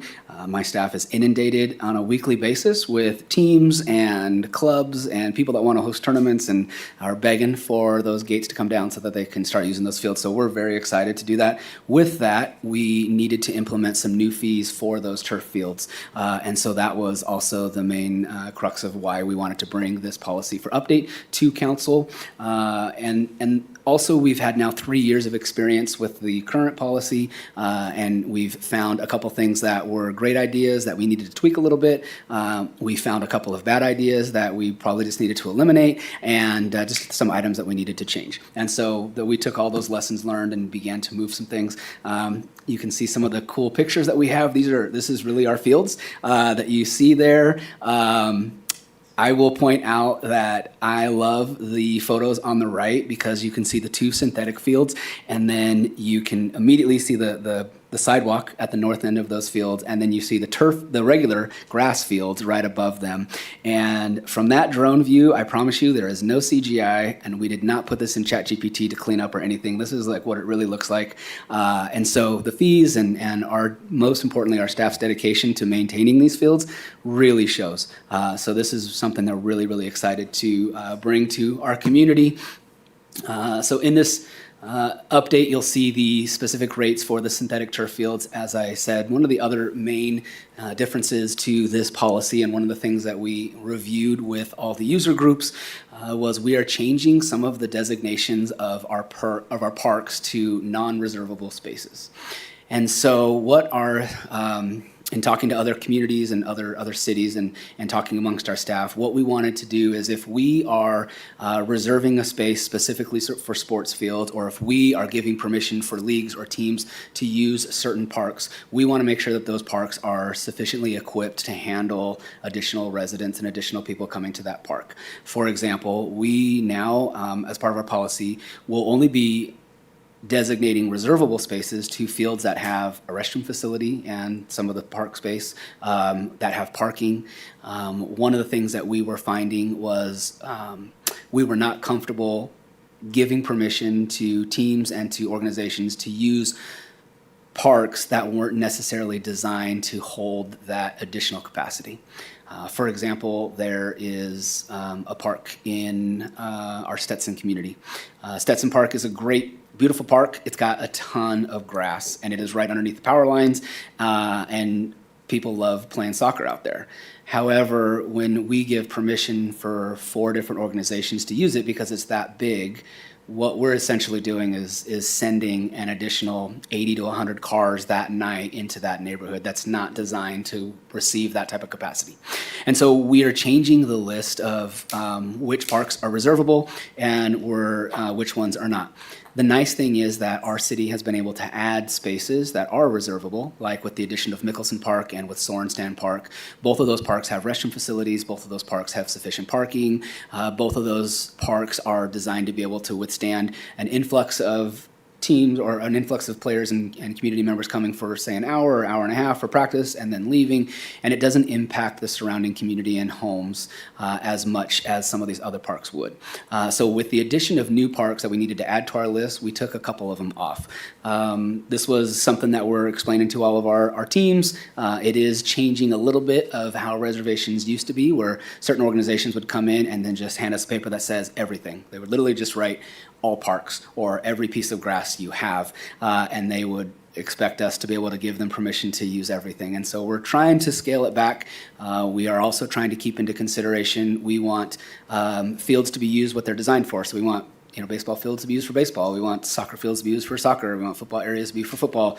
We're trying to keep that with the understanding that our leagues are growing and there's a lot of additional space that they need. So that was one thing that we did with that. We also updated some of the definitions because we found that individuals and teams would come in and they would tell us that they're not doing a tournament, that they're just doing a practice scrimmage games with referees with out-of-town teams, but it's definitely not a tournament, but it actually was. And so they were trying to get around some of those. So we clearly defined what a tournament is. We clearly defined what a special event is. We clearly defined some of those things so that it's a little easier for staff and it's more of an understanding for the user to fully understand exactly what they're trying to put on at the park. And so those were some of the big updates.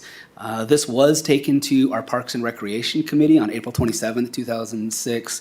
This was a great opportunity for us to share it with our committee members, for them to have some of their comments, and for us to have a discussion with it. They unanimously recommended that we bring it to council, and we made a couple of tweaks from their comments. We also had a meeting in May with all of our user groups. We have a leagues meeting every other quarter, and that allows us to bring them in to talk about this new policy. So we were able to sit down with ASO and with Junior All-American Football and with some of our larger groups. The invitation went out to everybody. We've met with the Parks District and for the baseball fields and things that they want to use in the spring. And so we're actively making sure all of our users are aware of these changes and they're not going to be broadsided by anything. We have begun the process already for the fall applications. And so they know that this new policy is going to be in effect if approved tonight by council.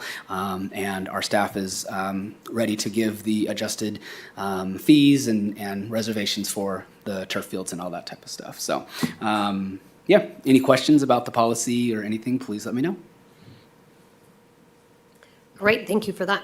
Do we have any public comment? I have no written requests. Simone, do we have any callers on the line? We have no callers at this time. All right, and I will open it up for council discussion. Councilmember Lara?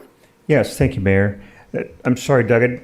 While you were going through this, I was just thinking, AYSO uses a number of parks throughout the city. Some of those they can reserve. Some of them are coming off that reserve list. So does that mean that those become a first come, first serve? Correct. So those parks that kids use for practice may not be Yes. available, even though AYSO says Correct. this is your practice field. We are working with ASO to be able to have enough reservable space if a coach wanted to take their team to Wildflower Park, right, where teams have practiced.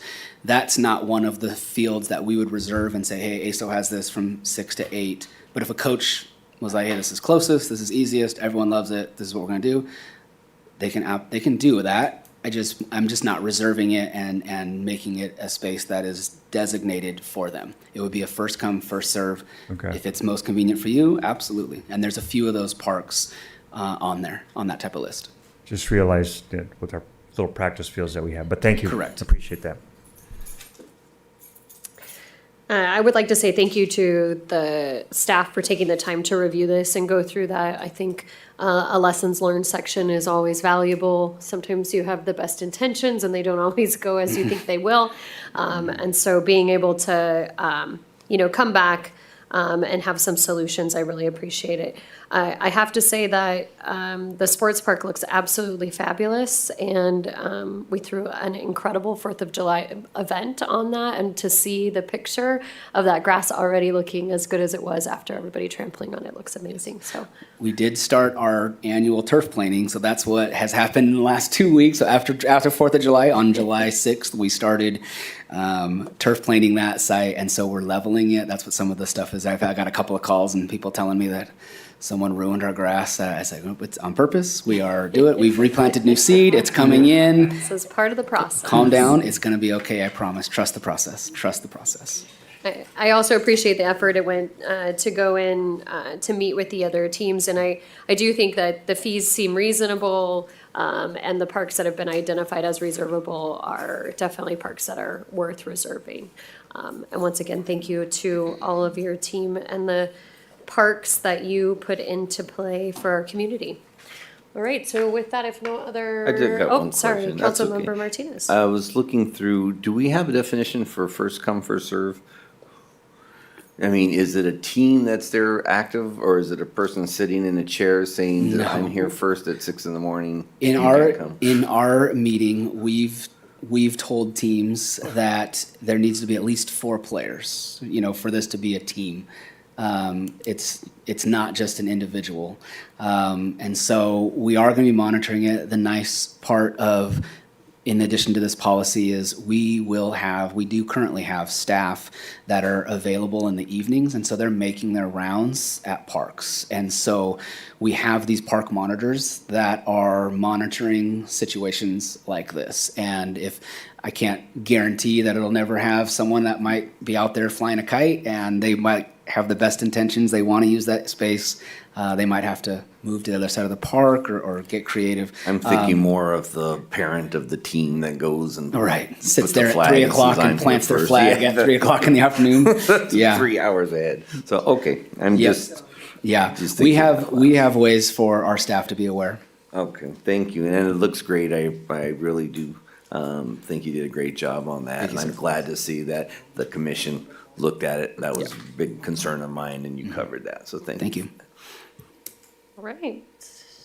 Council or Mayor Pro Tem White. If the line gets too long, you hand out wrist bracelets, trip numbers. Yes. The little thing you used to pull the ticket. Long lines and too many people showing up is a good Well, thing. with that, I will move to approve the amended sports field policy handbook. I'll second. All right, can I get a roll call, please? Councilmember Lara? Yes. Councilmember Fenn? Yes. Councilmember Martinez? Yes. Mayor Pro Tem White? Yes. Mayor Voigt? Yes. All right, and that takes us to our last but not least action item, item J8, which is adoption of the uniform compensation plan and reclassification of current positions. And a staff report by Ms. Karen Mendoza. Good evening again, Mayor and Council. Yes, last but not least, you have before you the new and improved compensation plan. This implements all of the changes that were a result of the comprehensive classification and compensation study completed by Evergreen Solutions that placed everybody at the 50th percentile mark within our surrounding neighbors. The study evaluated the classifications, compared compensation to other comparable agencies, tried to ensure our structure remains competitive in recruiting and retaining. So it implements all of those changes.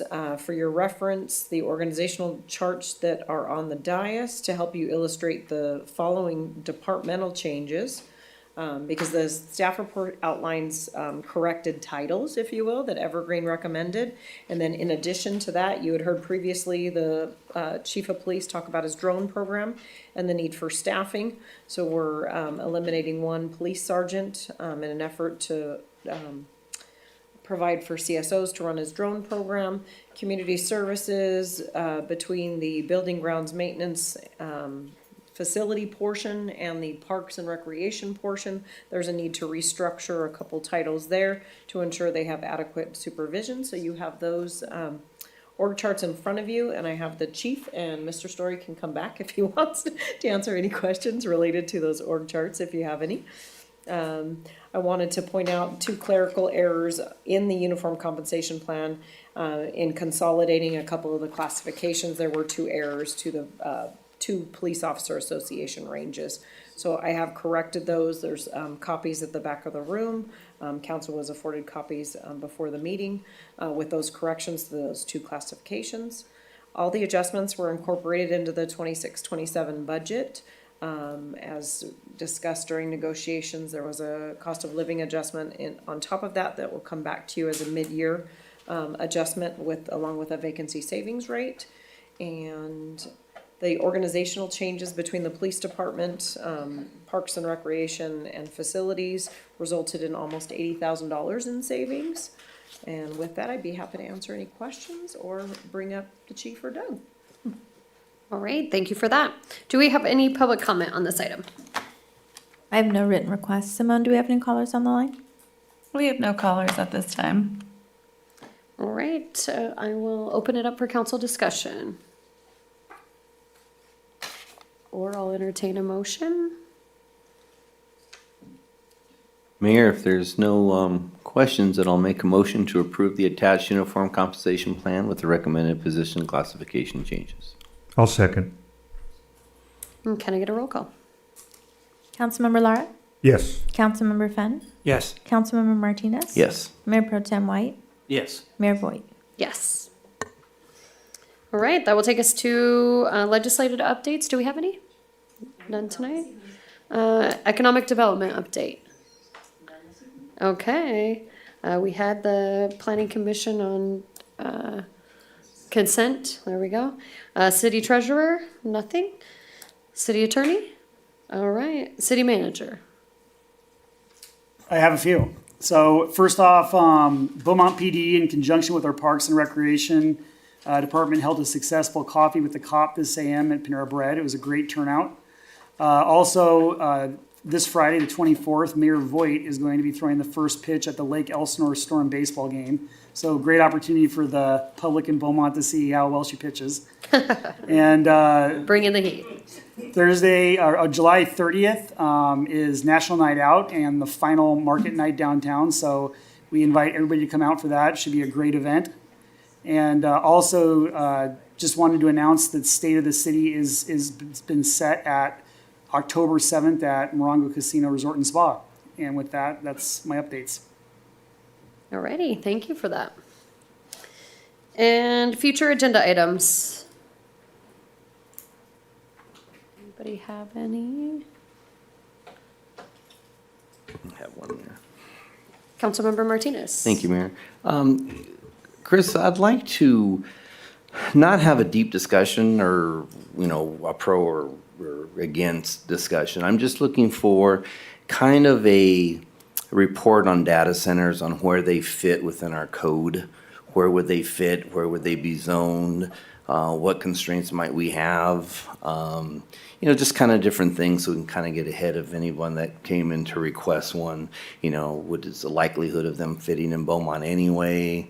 They'll need a water will serve, just some things so we can kind of get an idea of if that were to be something in the future that, do we have our code up to date or should we have some concerns already addressed before they came? I'm trying to always get ahead of everything, and since that's the big thing going on, I want to make sure that whatever it is, our code needs to adjust or so forth to allow or not allow or just, kind of that approach without going into whether we should have them or not have them and stuff. That's really not the intention here. I just don't know where they fit, where they zone, kind of things like that. And certainly, we can bring you an agenda item on that in September if that works for the council. Yeah, that's fine. There's no rush on that. That's clearly up to how it fits in your schedule. No rush for that at all. And again, it's not my intention to have a big, I just want to know, where they would fit on that, because you're hearing all the hullabaloo about it, and I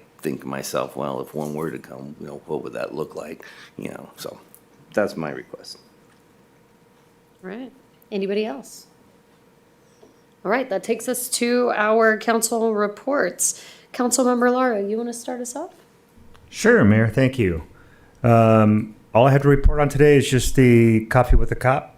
And I did like the fact that the Parks Department was there as well. They had all their little handouts and stuff ready to go, and their merch, which was nice. And it was well attended, and it's I always appreciate having that. That's a great event. That's all I have, Mayor. Great. Mayor Pro Tem White. Yeah, I have two things. First of all, the 4th of July was an amazing event, and you guys made it really work. The whole team did, so I want to thank you all for that.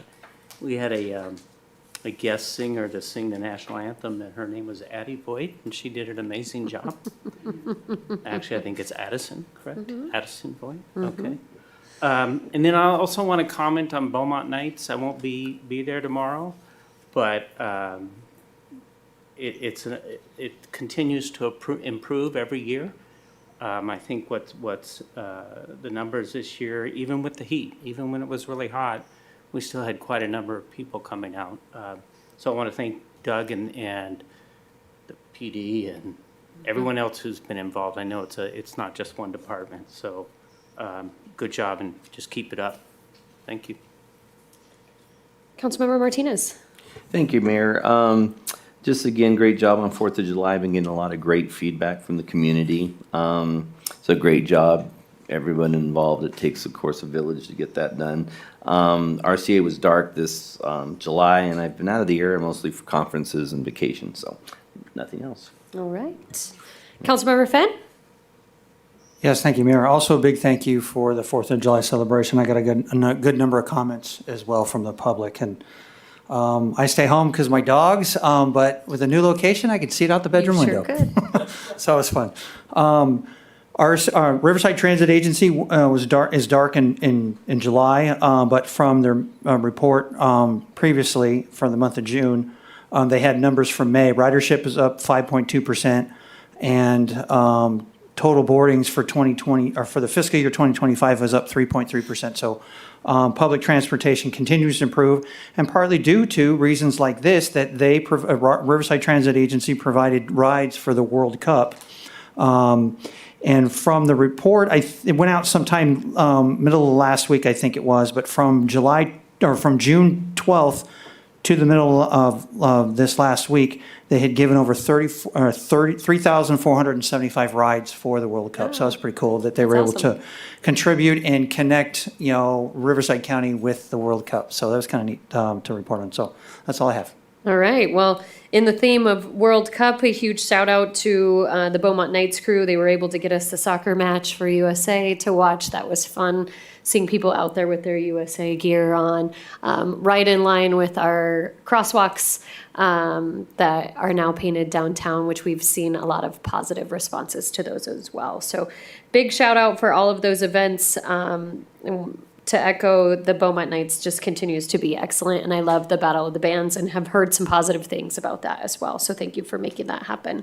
I also attended the Peace Pole dedication at the Chatney Center and an absolutely wonderful 4th of July event by our past chorale. So it was an honor to be there for you guys, and just truly what an incredible event. There was participants from the Beaumont High School band along with the past chorale, and the multimedia that they had along with the choir and the orchestra was truly amazing. So thank you. It was an honor to be there. And I cannot say enough about the 4th of July event. We really set a precedent with that. I was beaming with pride. My cheeks hurt from smiling so much after that event. To see that sea of people and our community and from other communities traveling in was absolutely amazing. And a big shout out to our police officers who ended up directing traffic because it was a little chaotic. And I have not seen people walk that far to get to an event here in Beaumont ever, I think. They had wagons and children in tow, and it was definitely a great event. That slide was a huge hit, so please thank the team for that. Economic development was great, and then also I had a meeting with our California Senator Rosalicio Choa-Bogue earlier in the month of July as well, just about our priorities. So just a little meet and greet. But other than that, it's been a great summer, and make sure to attend the last few Beaumont nights. And with that, we will adjourn our meeting at 8:31.